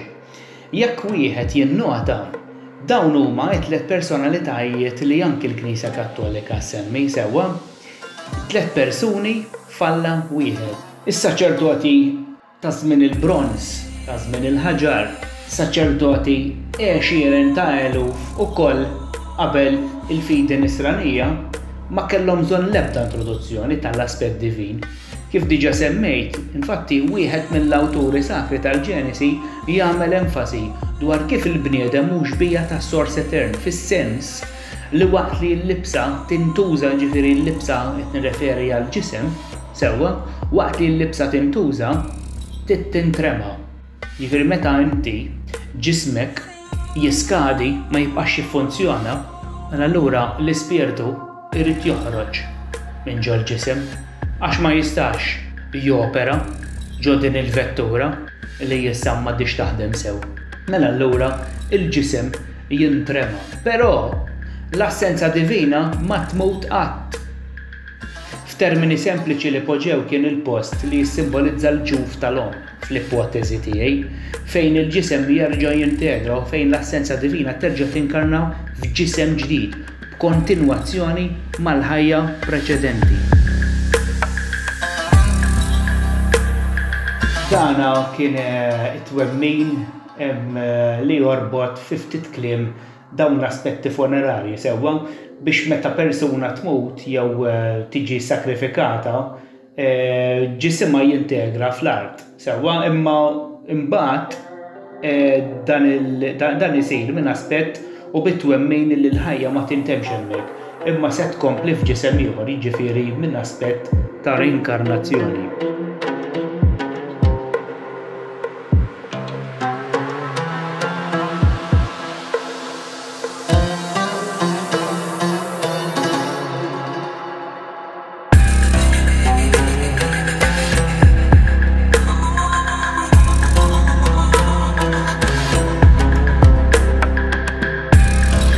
Il-passaġġ mill-immaterjal għal materjal x'inhuwa mhix l-omm? L-omm hija l-omm iġġibek fid-dinja, l-omm iġġibek fid-dimensjoni fiżika, mela allura dan it-tempju speċifikament li qed jissimbolizza l-omm inti tidħol ġo fih biex terġa' tinkarna, biex terġa' tibda ħajja oħra. Dettalli li forsi jista' jagħtina iżjed indikazzjoni brabta mal-omm fis-sens tal-ipoġġew u mat-tempju l-oħra hija l-qagħda is-sura tal-omm tal-mara sewwa il-mara tal-fertilità. Insibu illi l-istess formazzjoni tat-tempju il-qatt u l-idejn ir-riġlejn għandhom l-istess sura. Skont l-ipotezi li ħdimt fuqha bejn l-2010 u l-2012 li poġġew preżenti u biss parti mill-kumpless enormi li jestendi lejn tal-ħorr fejn illum hemm iċ-ċimiterju tal-Addolorata.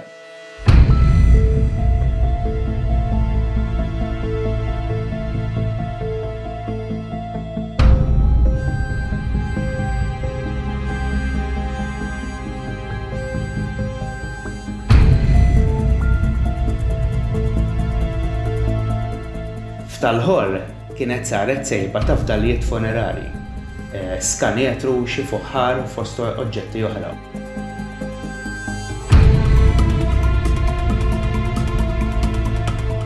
Minn dan l-aspett, peress li llum hemm l-Addolorata u qabel l-Addolorata sa minn żmien il-Feniċi, ġifieri 700 sena qabel Kristu, l-inħawi kienu diġà jintużaw bħala sit marbut mal-mewt u t-tfin.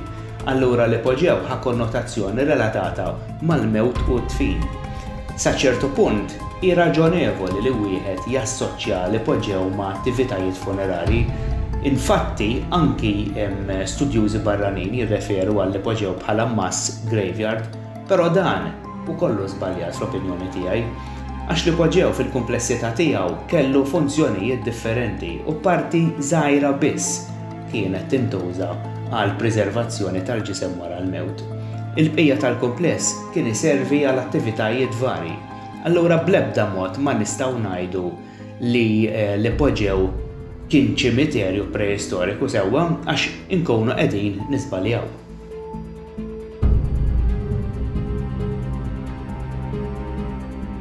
Meta l-iskavi ta' l-ipoġew bdew fis-sena 1903, jiġifieri 4 snin wara li s-sit instab inċidentalment waqt ħaffir biex jsiru ċisterni moderni għaż-żona urbana ta' Raħal Ġdid, l-Ingliżi kellhom f'idejhom intelligenza dettaljata top secret tad-dinja sotterranja taħt Malta u Għawdex.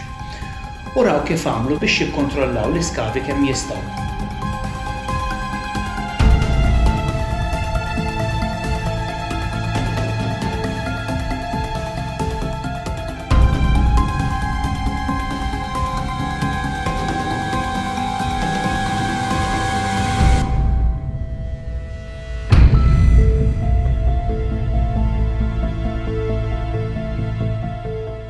Il-patri Ġiżwit u arkeologu Fra Manuel Magri li kien is-surpretendent tal-iskavi tal-ipoġew twaqqaf minn xogħlu wara li naqas milli jikkataloga numru ta' fdalijiet ta' għada.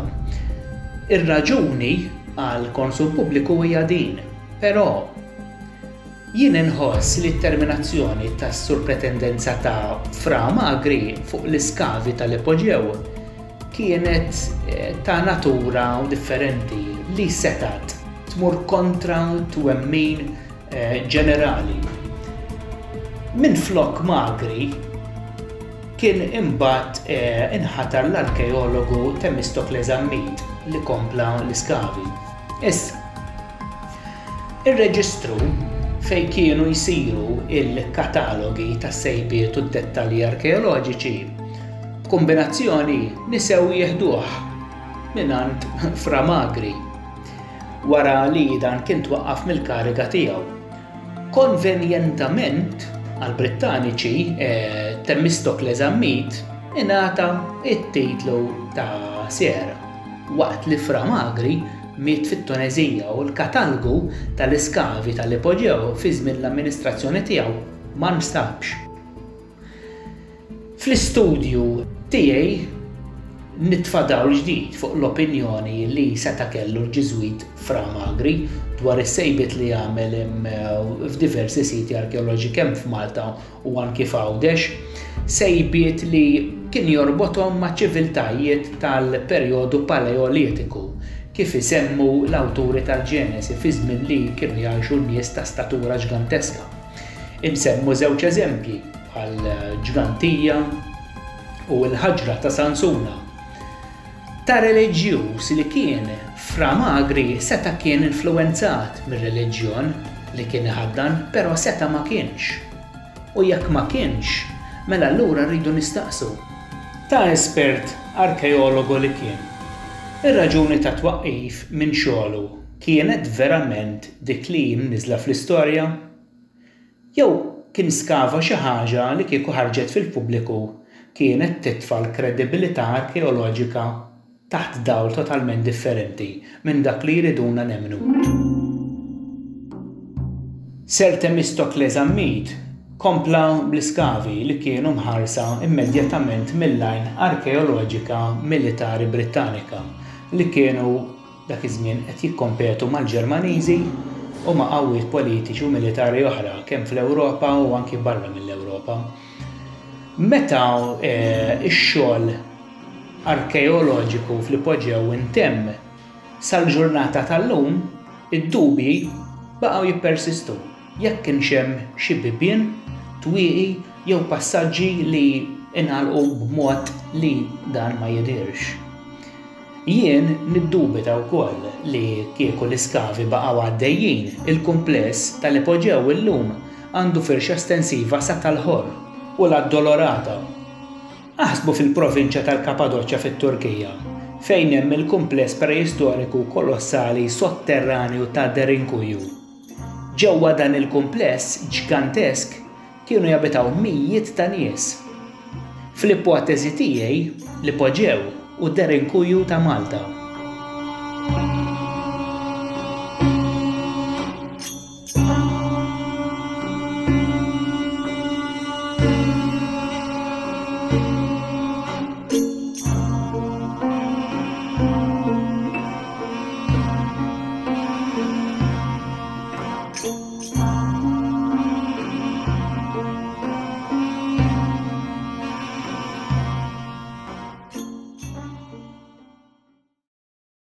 L-eluf ta' għadam li nstabu ġol Ipoġġew kienu wisma ta' persuni li tpoġġew ġol ġuf, jiġifieri ġol tempju, u dawn poġġew hemm bil-fidi u twemmin li dawn jerġgħu jinkarnaw.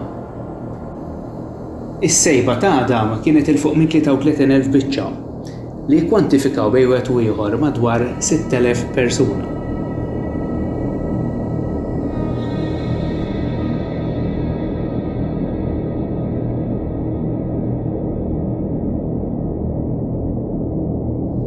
Is-sejba ta' għadam li saret ġol Ipoġġew kienet waħda stramba immens fejn il-fdalijiet skeletali ma ġewx misjuba preservati b'rispett skont il-proċess funerarju imma ħallata ballata.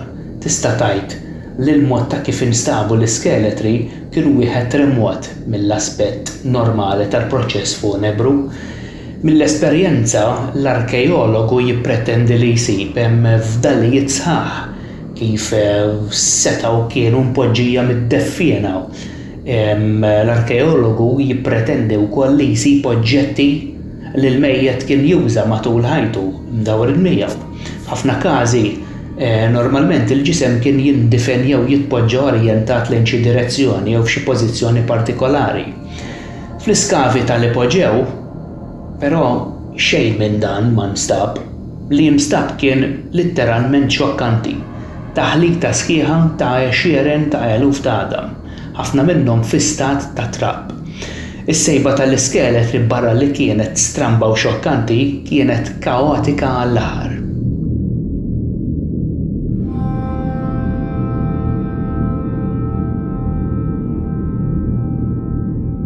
Għexieren ta' snin wara li ġew dokumentati kemm is-sejbiet kif ukoll l-istat tan-natura u d-depożitu li nstabu fih l-għadam bdew ifaqsu t-teoriji.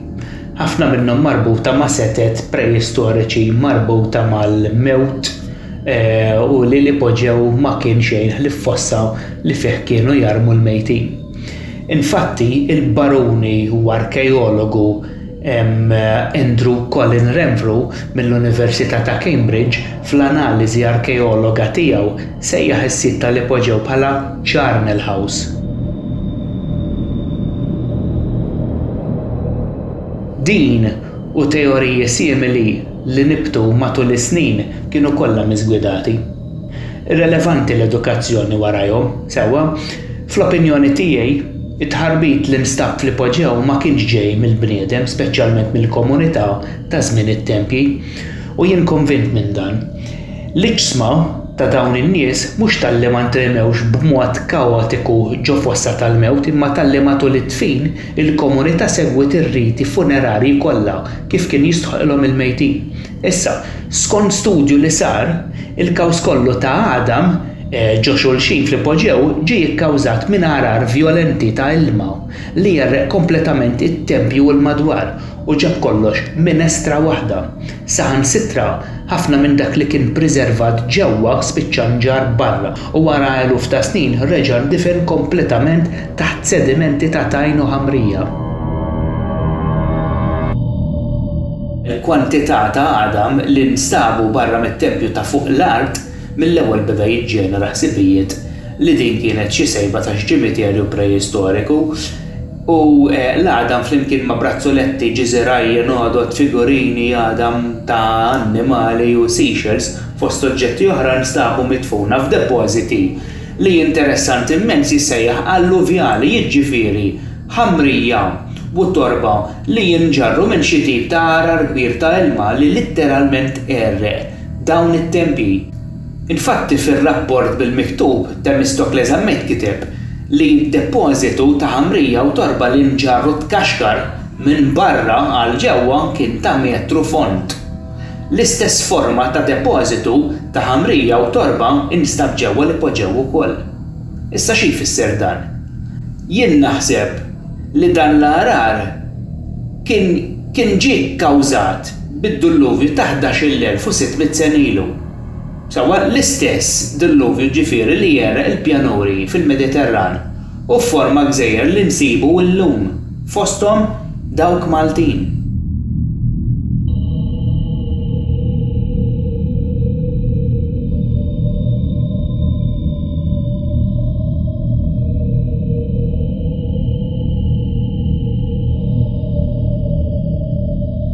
Fil-ħamsinijiet madwar 49 sena wara sejba tal-ipoġew, il-ħitan ta' dan il-kumpless sotterranju litteralment labirint kien iddekorat b'numru ta' disinji kemm mas-soqfa kif ukoll mal-ħitan. Però żewġ dettalji li wieħed minnhom sparixxa u r-raġuni ovvja kienu id b'6 swaba u barri tal-perjodu glassjali jiġifieri ta' żmien il-Pleistocene. Issa, l-estensjoni ta' dan il-perjodu istimata li bdiet 2.6 miljuni ta' snin ilu u spiċċat 11,000 sena ilu. Mela allura dan il-barri ilu estint 11,000 sena. U jien, flimkien ma' oħrajn li daħlu fil-fond ta' dan is-suġġett nistaqsu. Jekk li poġew għandu fuq 5,000 sena biss, kif in-nies ta' żmien li poġew setgħu penġew annimal li qatt ma raw daw. Annimal li jekk nużaw il-parametri ġeoloġiċi u meteoroloġiċi kien ilu estint 6,000 sena minn żmienhom. Kif jista' jkun hemm xi ħaġa li ma tinkwadrax f'din ix-xena? Il-barri tal-perjodu glassjali flimkien ma' numru ta' dettalji oħra kemm fl-ipoġew anke fit-tempji ta' fuq l-art jindikaw b'mod ċar li dawn is-santwarji, kalendarji, tempji sejħilhom li trid għandhom ħafna iżjed minn 6,000 sena jew 7,000 sena.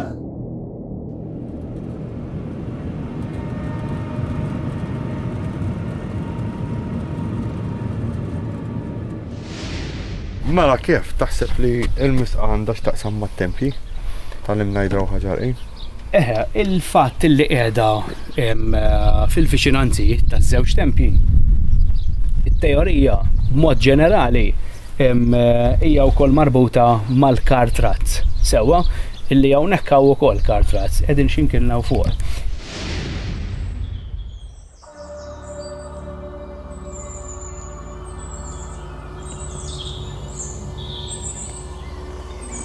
Hawnhekk ninsabu ġewwa l-misqa li qiegħed bejn it-tempji ta' ħaġar qiegħu l-imnajdra. Post mimli mistieri naturalment u bla dubju kull studjuż għandu t-teorija tiegħu.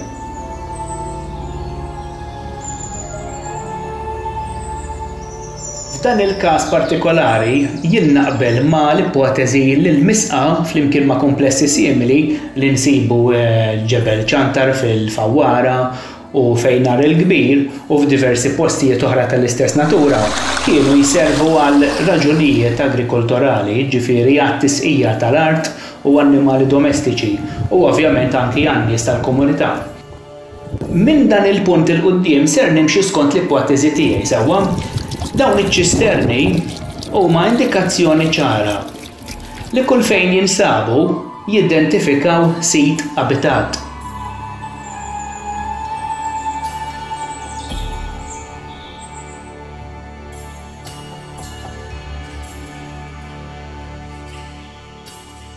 Però sal-lum ma sibna l-ebda traċċa fuq wiċċ l-art ta' bini preistoriku ta' fejn kienet tabet l-komunità ta' żmien it-tempji.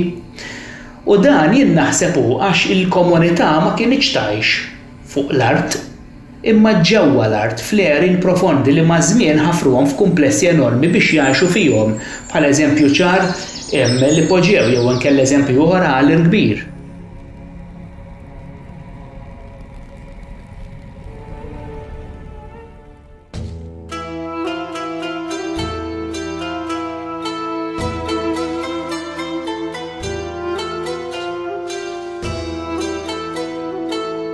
Però sal-lum ma sibna l-ebda traċċa fuq wiċċ l-art ta' bini forma ta' xi villaġġ fejn kienet tabet l-komunità ta' żmien it-tempji.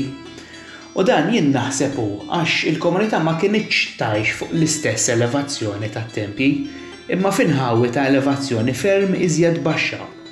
Inħawwi li llum jinsabu f'qiegħ il-baħar. It-tempji li fihom kienet issir tant qima kienu jingħatawlu għal postijiet ta' importanza. U allura, naturalment, minn dan l-aspett il-villaġġ u l-komunità ma kienux jaqsmu l-istess art mat-tempji. Issa fl-ipotezi tiegħi l-oraklu u s-saċerdozju kienu magħmula kollha minn nisa. U dawn biss kienu jgħixu fl-ispazju immedjat tat-tempju. U dawn ma nimmaġinax li kienu iżjed minn 6 jew 7 persuni.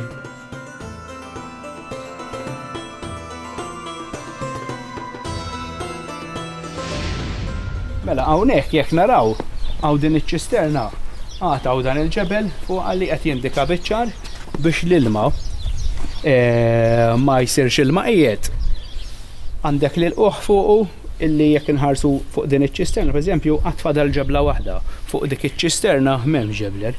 Jiġifieri il-ġebel li jew ġie meħud tkisser biex hemm isir dan il-ħitan tas-sejjieħ. Għandek ħafna xjorbotaw bħala simbolizmu li għandu x'jaqsam mat-tempji.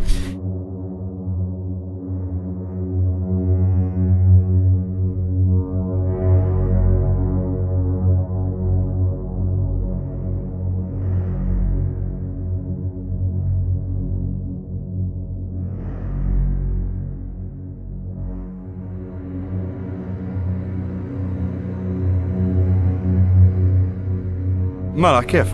Għanna ħafna ċisterni għawek u kollha b'forom differenti u notajt anki forom per eżempju hemm biċċa fejn tista' tqiegħed saqajk it-tnejn u tħares lej filfla. U hemm di li tkellimna l-ewwel fuqha wkoll. X'taħseb li l-forom jirrappreżenta? Mela, veru, kif qed tgħid inti hawn ħafna forom differenti ta' ċisterni hemm ovali, speċjalment din għandha forma distinta mill-oħrajn. Din qed naraw illi hija forma tonda, però ma tiqafx hemmhekk. Aħna qed naraw ukoll illi din huwa s-simboliżmu tal-fertilità. Sewwa, il għaliex iċ-ċisterna ħansejħula hekk sewwa hija mimlija bl-ilma. Tilqa l-ilma u s-simboliżmu li huwa marbut ma' din iċ-ċisterna meta tintela bl-ilma din qiegħda turina illi dik hija l-ġuf tal-omm. Infatti, parti minn din iċ-ċisterna għandek ukoll ir-ras tal-omm u għandek l-idejn. Illi qiegħda turina iż-żaq jew il-ġuf tal-omm. Taħseb li hemm xi waħda tinfett mal-oħra minn dawn? Infatti jiena għandi teorija li hemm waħda minn dawn, konna minna daqsxejn xogħol ukoll, fuq waħda minn dawn iċ-ċisterni, għandi teorija li waħda minnhom jista' jkun illi tinfet għal x'imkien ukoll, imma peress li llum mimlijin bil-ġebel u bit-tajn u bil-ħamrija, ġifieri huwa daqsxejn impossibbli biex issir taf hekk hux veru din tinfet. L-idea hi li Atlantis kellha disa' tixriki magħha. Issa kieku ma kienux ċriki imma kienu 9 postijiet differenti fid-dinja li kienu jagħmlu Atlantis. Jiġifieri d-dinja kollha kienet Atlantis, mhux ġast post wieħed. U Malta kienet tifforma wieħed minn dawn il-postijiet. X'taħseb dwarha? Mela, jiena l-ewwel ħaġa nibbaża teorija tiegħi fuq li hemm diġà dokumentat. Id-dialogi ta' Platon. Din li semmejt li inti nimmaġina li xi teorija u xejn. Meta ninkludu id-dinja bħala Atlantis sewwa biex ngħidu hekk, naħseb jiena hija barra mill-kuntest. Dik li semmejt li jistgħu jkun hemm xi 9 tiġnus biex insejħulhom hekk li jiffurmaw din l-art ta' Atlantis jew l-imperu ta' Atlantis malija tagħmel sens il għaliex hemm parti minnha hemm fattur minnha li jissemma fid-dialogu ta' Kritias sewwa li huwa wieħed mid-dialogi ta' Platon, però fid-dialogu ta' Kritias m'hemmx imsemmijin 9 hemm imsemmijin 10 tiġnus immexxijin minn 10 monarkiji differenti. U dawn il-monarkiji differenti kellhom kienu jsegwu, kienu jħadnu l-istess reliġjonijiet għalkemm huma differenti u kellhom liġijiet ugwali li japplikaw għal kulħadd. U kien hemm liġi partikolari illi kienet torbot lil kull ġens. World order. Nistgħu nsejħulek, kien hemm din il-liġi partikolari li kienet torbot il-ġnus kollha li jekk għal-mod tal-kelma jiena ir-re ta' dan il-ġens u sibt ruħi fi problema jew attakkani xi għadu, jiena jekk se nitlob għall-għajnuna, il-ġnus l-oħra jridu jingħaqdu miegħi biex flimkien nattakkaw l-għadu tiegħi sewwa u jkun min ikun ir-renju dawn iridu jingħaqdu biex jgħinuh kontra l-għadu tiegħu. Issa jekk kienx finanzjarja l-problema, jekk tidħol fid-dokumentazzjoni ta' dialogi ta' Platon, fid-dialogu partikolari ta' Kritias, hemm informazzjoni x'japplikaw x'ikkonsisti f'dawn il-liġijiet sewwa. Platon fid-dialogi tiegħu jirrakkonta li Atlantis organizzat attakk fuq l-Afrika u l-Ewropa, invażjoni. Tista' telabora naqra iktar fuqha? Mela, dawn l-10 tiġnus kienu ppjanaw invażjoni skont id-dialogi u dawn bdew diħlin daqsxejn jieħdu l-bliet ewlenin. L-Alġerija, il-Marokk u baqgħu diħlin il-Libja, Spanja, waslu sal-Italja. U kien hemm żewġ ċiviltajiet li waqfulhom. Hellas u Kemmet. Hellas il-Greċja u Kemmet l-Eġittu. Issa, l-isem Hellas m'għandux jaqsam assolutament xejn mal-istorja ta' Elena ta' Troja. Skont il-metamorfosi ta' Ovid, iċ-ċiviltà Griega ta' 12,000 sena ilu, jiġifieri ċ-ċiviltà ta' Hellas inqerdet bid-Dilluvju li jissemma fil-Ktieb ta' Ġenesi, dak ta' żmien Noe biex niftehmu. Ir-rakkont ta' Ovid jgħid li l-unika żewġ persuni li nexxielhom isalvaw mill-arar kienu Dekalion u Pira. U l-ewwel tifel li kellhom kien Hellinus li minnu ħadet isimha ċ-ċiviltà Griega li nibtet wara d-Dilluvju. Kemmet min-naħa l-oħra li kien l-isem tal-Eġittu preistorika jfisser l-art is-sewda u dan jirreferi b'mod partikolari għal ħamrija fertili permezz ta' xmara Nil.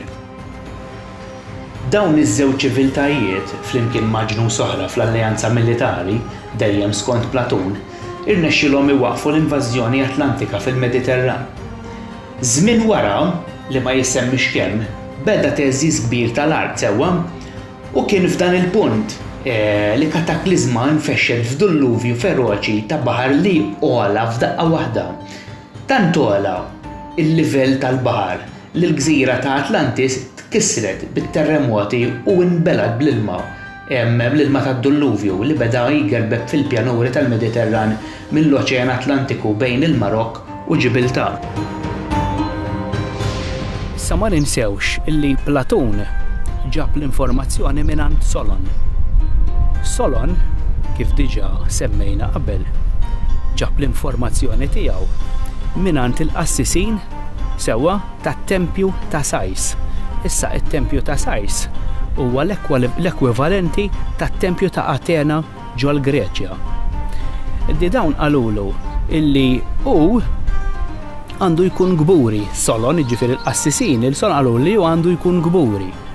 Illa xu ġej minn ġens, minn discendenza ta' eroj illi dawn waqfu invażjoni tant kienet kbira illi kienet qiegħda tgħeddet il-Mediterran kollu. Issa meta ngħidu il-Mediterran kollu xi jfisser? Illi l-Mediterran kien post abitabbli. Ma kienx post kif nafuh illum bil-baħar. Fil-ktib tal-Ġenesi, kapitli minn 6 sa 9 jissemma Arar li l-firxa tiegħu erqet artijiet sħaħ u erdet numru ta' ċiviltajiet. Tantu għala l-baħar skont ir-rakkont Bibliku li l-Arka ta' Noè spiċċat fuq wiċċ ta' muntanja msemmija Ararat li qiegħda fit-tard tat-Turkija tal-Lvant. Ir-rakkont tal-istess Dulluvju insibuh f'numru ta' kitbiet antikissimi fosthom Babiloni, Hindu, Eġizzjani, Assirjani, Ebrej, Griegi, eccetera. Fl-epika ta' Gilgamesh insibu l-istess, però l-awtur minflok Ararat bħala muntanja fejn waqfet l-arka semma Mount Nisir li llum tissejjaħ Pir Omar Gudrun fil-Kurdistan tal-Iraq. Naturalment, id-dettalji bejn ċiviltà oħra jvarjaw u jista' jkun ukoll li oriġinalment kien hemm biss sors wieħed li minnu imbagħad ħarġu kitbiet oħra. Allura Kevin, taħseb li meta ġrat l-istorja tad-Dulluvju li hemm evidenza li ġrat illum il-ġurnata tissama f'kull reliġjon. Taħseb li jekk kien hemm xi evidenza din ġiet mitlufa? Hemm ħafna evidenzi arkeoloġiċi li ovvjament intilfu. Però hemm ħafna minnhom illi nstabu wkoll mhux qedituhom daqshekk importanza jew inkella mhux qegħdin jirrelatawhom ma' din l-istorja, ma' din il-mitoloġija ta' Atlantis ħansejħula hekk. Għaliex qal l-istudjużi akademiċi din hija daqsxejn bombastika. Għaliex ġeneralment m'hawn xejn illi jorbot illi jista' jgħid b'mod konkret illi Atlantis kienet verament post ġeoloġiku. Però meta naqdu id-dettalji li għandna available illum, sewwa insibu ħafna illi jagħmel sens illi joħodna lura fi żmien fejn seta' kien hemm din il-gżira kif semmija Platun fid-dialogi tiegħu li mhux neċessarjament hija marbuta ma' teoriji oħra li żviluppaw matul iż-żmien li din il-gżira jista' jkun kienet teżisti fil-Baħar Atlantiku u firxet l-invażjoni tagħha lejn il-Mediterran.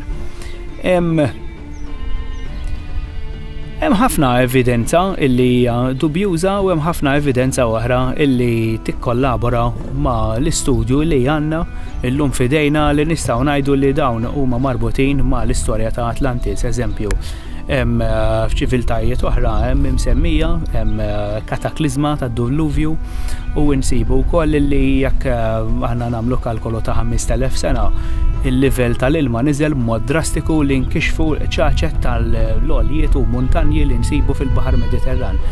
Dawn il-gżejjer illum kollha għandhom hemm xjuruna bħala evidenza. Eżempju Malta hija treasure trove ta' relikwi antikissimi li jistgħu jaħduna wkoll lejn dawn iż-żminijiet remoti.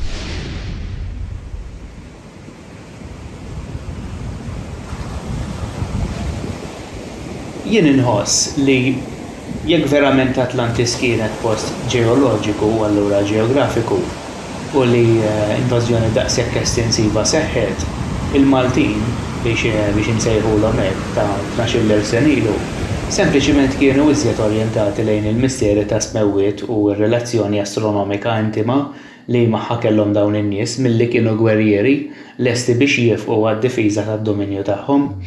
Allura minn dan l-aspett jien inħoss li dawn in-nies ċedew mingħajr ebda reżistenza u artom huma stess ġew inkorporati fl-Imperu Atlantiku li jeb fl-aħħar ta' berqa fl-għalar ta' 11,600 sena ilu.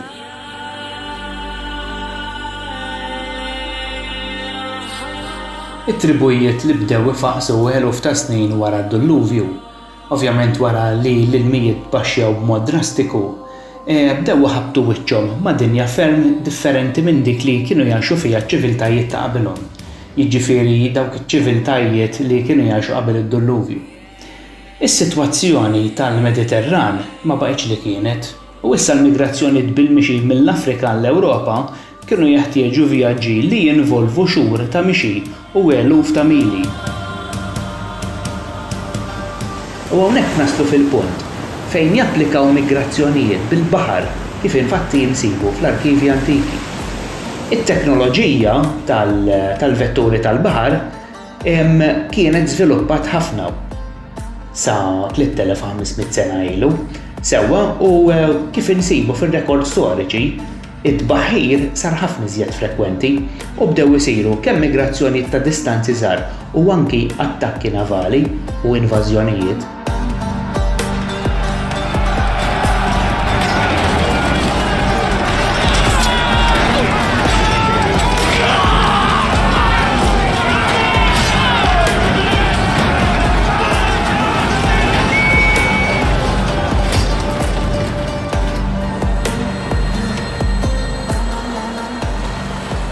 Il-Feniċi 3000 sena ilu infatti kienu fost l-ewwel ċiviltajiet li l-attivitajiet tagħhom fil-Baħar Mediterran kienu marbuta mal-istorja marittima. Dan iż-żmien allura kien żmien fejn it-tbaħħir sar mezz possibbli biex wieħed jaqsam baħar minn punt għal ieħor.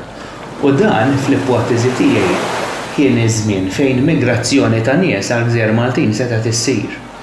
It-tribù li waslet fil-gżejjer tagħna iltaqet ma' tempji preistoriċi u dawn ma kellhom l-ebda ħiel ta' dawn l-istrutturi ġganteski x'setgħu kienu. Dan kien żmien il-Bronż u f'da żmien ħaġar kbira l-bini kien għandu jintuża mad-dinja kollha. Allura l-ipotezi tiegħi li dawn in-nies irranġaw it-tempji mill-istat ta' rovina li kienu jinsabu fih u bdew jużawhom għal funzjonijiet varji li tawhom huma. Issa, 700 sena wara l-wasla ta' dawn in-nies dejjem fl-ipotezi tiegħi ġew il-Feniċi. U dawn ġew Malta għax bħal ta' qabilhom kellhom il-mezzi biex jaqsmu l-baħar. Però migrazzjoni bil-baħar minn sqallija 7000 sena ilu kont u nibqa' nħares lejha minn aspett xettiku, partikolarment meta m'hemm xejn li remotament jindika xi relazzjoni preistorika bejn Malta u Sqallija.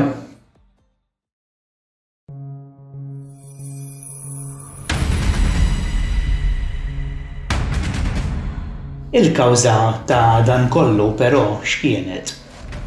Huwa minnu li Alla kif ir-reliġjuż jemmen verament trid jeqret l-umanità kollha.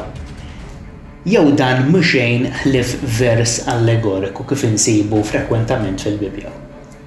L-awtur sakru fil-ktieb tal-Ġenesi kapitlu 6 vers 13 kiteb li Alla qal lil Noè dan il-kliem: Għalija riem il-ħajjin kollha wasal għax imtliet bil-vjolenza l-art kollha minħabba fihom, hawn jien ser neqridhom minn wiċċ l-art. Versi ta' din in-natura għad hawn min jemminhom.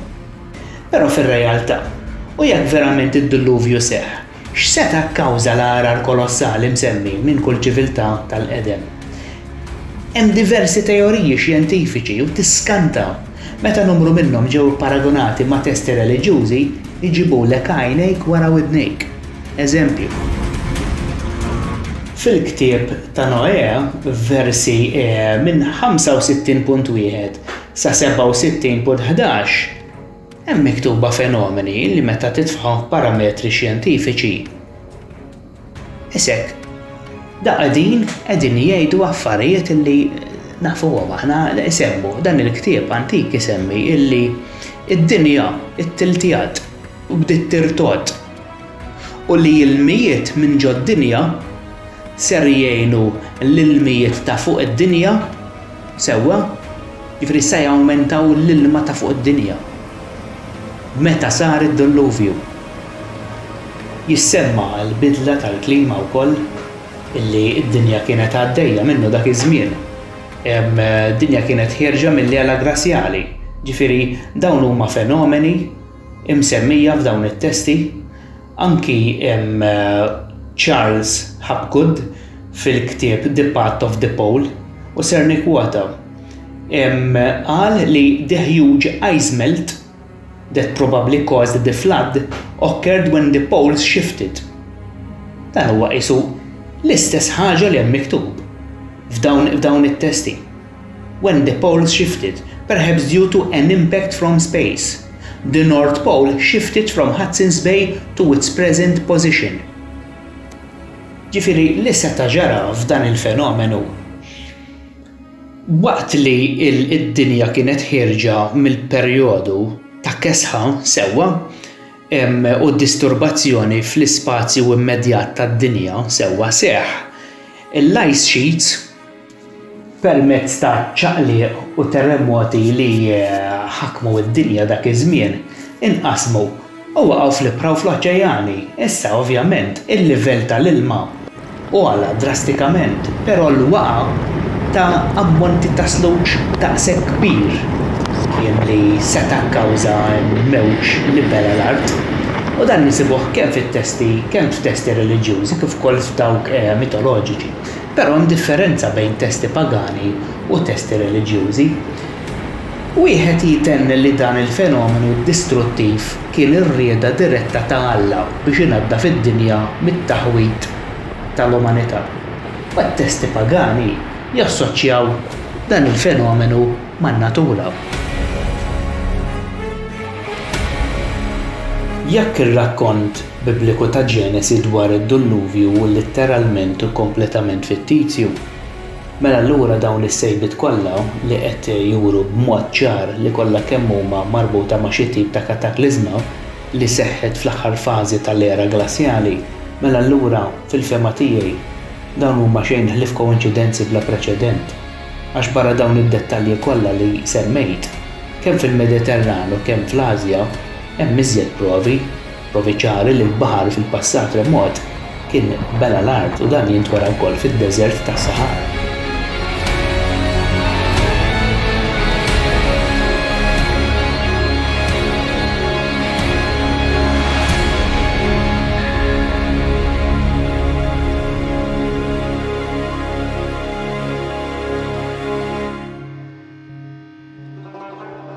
Fin-nazzjonijiet tas-Sahara, ġifieri fil-Libja, fl-Eġittu, fis-Sudan u f'pajjiżi oħra, hemm numru ta' għadajjar kbar ta' ilma mielaħ. Għadajjar enormi ta' 16 u 20 mil u anke jikbar. Issa kif kwantitajiet enormi ta' ilma mielaħ sapruħu fuq 500 mil fin-nofsinhar tal-Eġittu, jiġifieri 500 mil il-bogħod mill-Mediterran.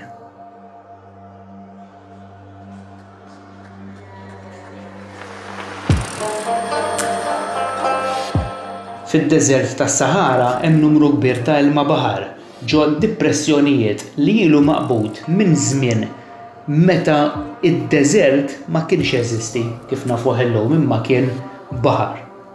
Waħda minn dawn l-għadajjar infatti l-oażi ta' Siwa. Issa, il-maġġoranza tal-font tal-oażi dik ta' 18 metru jew nkella font ta' sitt solari, però hemm bnadi oħra fl-istess oażi li jlaħqu font ta' 60 metru li hu bejn wieħed u ieħor 18 solar. Fatt ġeoloġiku interessanti ieħor hu li l-maġġor parti ta' dawn id-depressjonijiet qegħdin taħt il-livell tal-wiċċ tal-Mediterran li fi kliem ieħor is-sitwazzjoni ta' dawn l-għadajjar qiegħda baxxa iżjed mill-livell tal-baħar. Ħafna forsi jistaqsu kif l-ilma ta' dawn l-għadajjar ma jinxifx bis-sħana tad-deżert. Mela skont studji li saru nixxija ta' ilma ġieri minn taħt id-deżert il-ħin kollu jissupplixxi l-għadajjar tal-wiċċ. Sewwa, u meta l-ilma ġieri jitħallat mal-ilma mielaħ tal-għadajjar, ovvjament dan jitlef il-purezza tiegħu, però l-għadajjar dejjem jibqgħu mimlijin.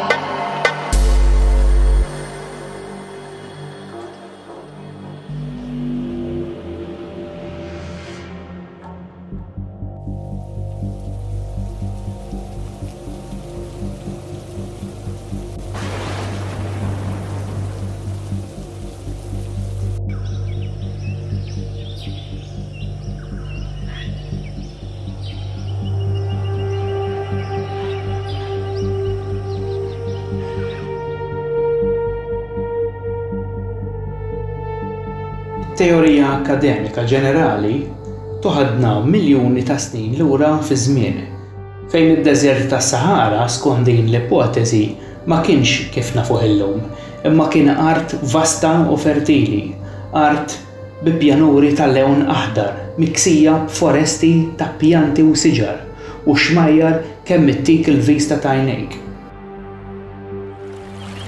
Dan l-istudju akademiku jgħid li l-kawża tan-nixfa kbira li nsibu llum fis-Sahara hi tibdil tal-klima.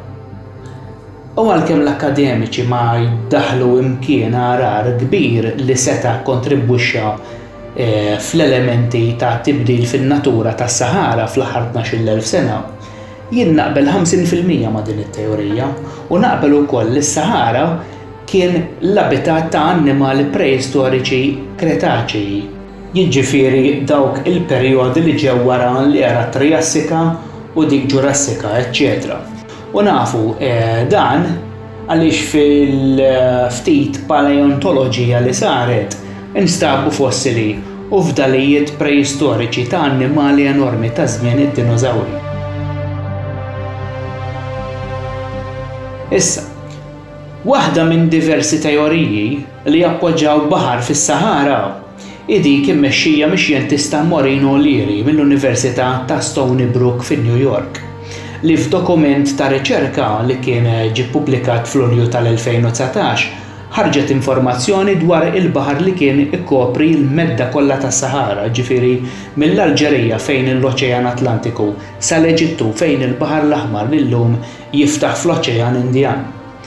Però dan l-istudju ħadna 100 miljun sena l-bogħod li wisq lura fi żmien. Aħna rridu nankraw fil-perspettiva tal-aħħar fażi tal-era glassjali madwar 12,000 sena ilu. Fl-opinjoni tiegħi allura, skont l-istudju li għamilt jien, biex nifhmu t-trasformazzjoni tas-Sahara minn art fertili għal deżert, rridu nibqgħu fit-tmiem tal-perjodu paleolitiku. Fil-qosor, l-evoluzzjoni ta' din l-art rat fenomeni li impattaw b'mod kataklizmiku in-natura Afrikana, kemm fil-wiċċ tal-art, kif ukoll fil-fond, fiż-żaq tal-art. Però l-mistoqsija hi din: jekk verament flok id-deżert tas-Sahara kienet teżisti ġenna tal-art, x'kien il-fenomenu li qeret litteralment kollox u ġab il-post deżert? L-evoluzzjoni li jissir kontinwament u gradwalment ġeneralment ħalli evidenza fiżika li trid tħaffel biex issiba, però min-naħa l-oħra biex nifhmu x'seta ġara fid-deżert tas-Sahara ma tantx irridu nħaffru għax id-deżert minnu nnifsu evidenti li l-fenomenu li jaffettwa b'mod drastiku l din l-art fertili ma kien xejn ħlief invażjoni ta' baħar mill-Atlantiku li qabada alla rieda ma ta' ċans lil ħadd u lil xejn.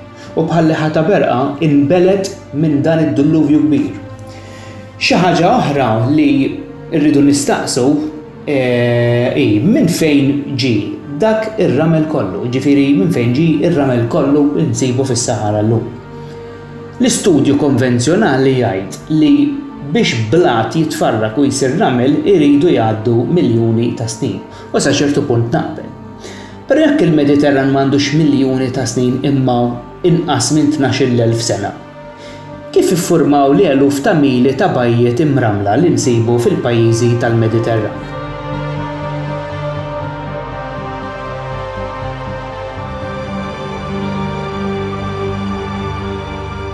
Irridu nifhmu wkoll li l-maġġor parti tal-Afrika u l-Mediterran dak iż-żmien, jiġifieri 11,000 sen ilu, ma kienux deżert u ma sofrewx friżar u ma ddewx minn era glassjali bħall-Ewropa ta' fuq biex insemmi post wieħed. Sa 11,000 sena ilu l-Afrika u l-Mediterran skont l-ipotesi tiegħi kienu għadhom artijiet fertili, abitabbli kemm għall-bniedem u kemm għall-annimali. Il-baħar li ola b'mod konsiderevoli baqa' dieħel mijiet ta' mili minn fejn illum insibu l-kosta Afrikana tal-Mediterran. Din l-art flimkien mal-Mediterran baqgħet taħt l-ilma baħarali eluf ta' snin, sakemm 2000 jew 3000 sena wara il-livell tal-ilma tbaxxa drastikament u wiċċ l-art inkixef. Naturalment, id-Diluvju ġab trasformazzjoni totali li bidlet ġeoloġikament u ġeografikament it-topografija kollha. Fejn darba kien hemm mart, issa spiċċa taħt l-ilma u fejn kien wiet jew depressjoni, issa spiċċa għadira fejn inqabad l-ilma ta' żmien id-Diluvju.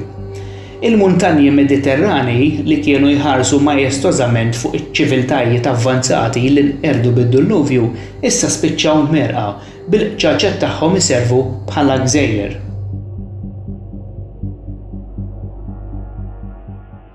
Jekk dan seħħx letteralment jew kienx il-kreattività assoluta ta' Solon li għadda l-informazzjoni tiegħu lil Platun, ma nistgħu nsejru nafu qatt. Infatti f'wieħed mid-dialogi ta' Platun dak imsemmi Kritias jieqaf nofs spjegazzjoni dwar din l-art ta' Atlantis li niżlet fl-abissi tal-Atlantiku u li warajha ħallit mhux biss stejjer li għadhom jaffaxxinaw sal-lum, imma spirtu qalil li stimola eluf kbar ta' awturi, studjużi, arkeoloġi, biljonarji u anki ċrieki u ordnijiet eżoteriċi biex jkomplu jħafru u jiskavaw. Forsi xi darba din l-art mitoloġika issir finalment realtà.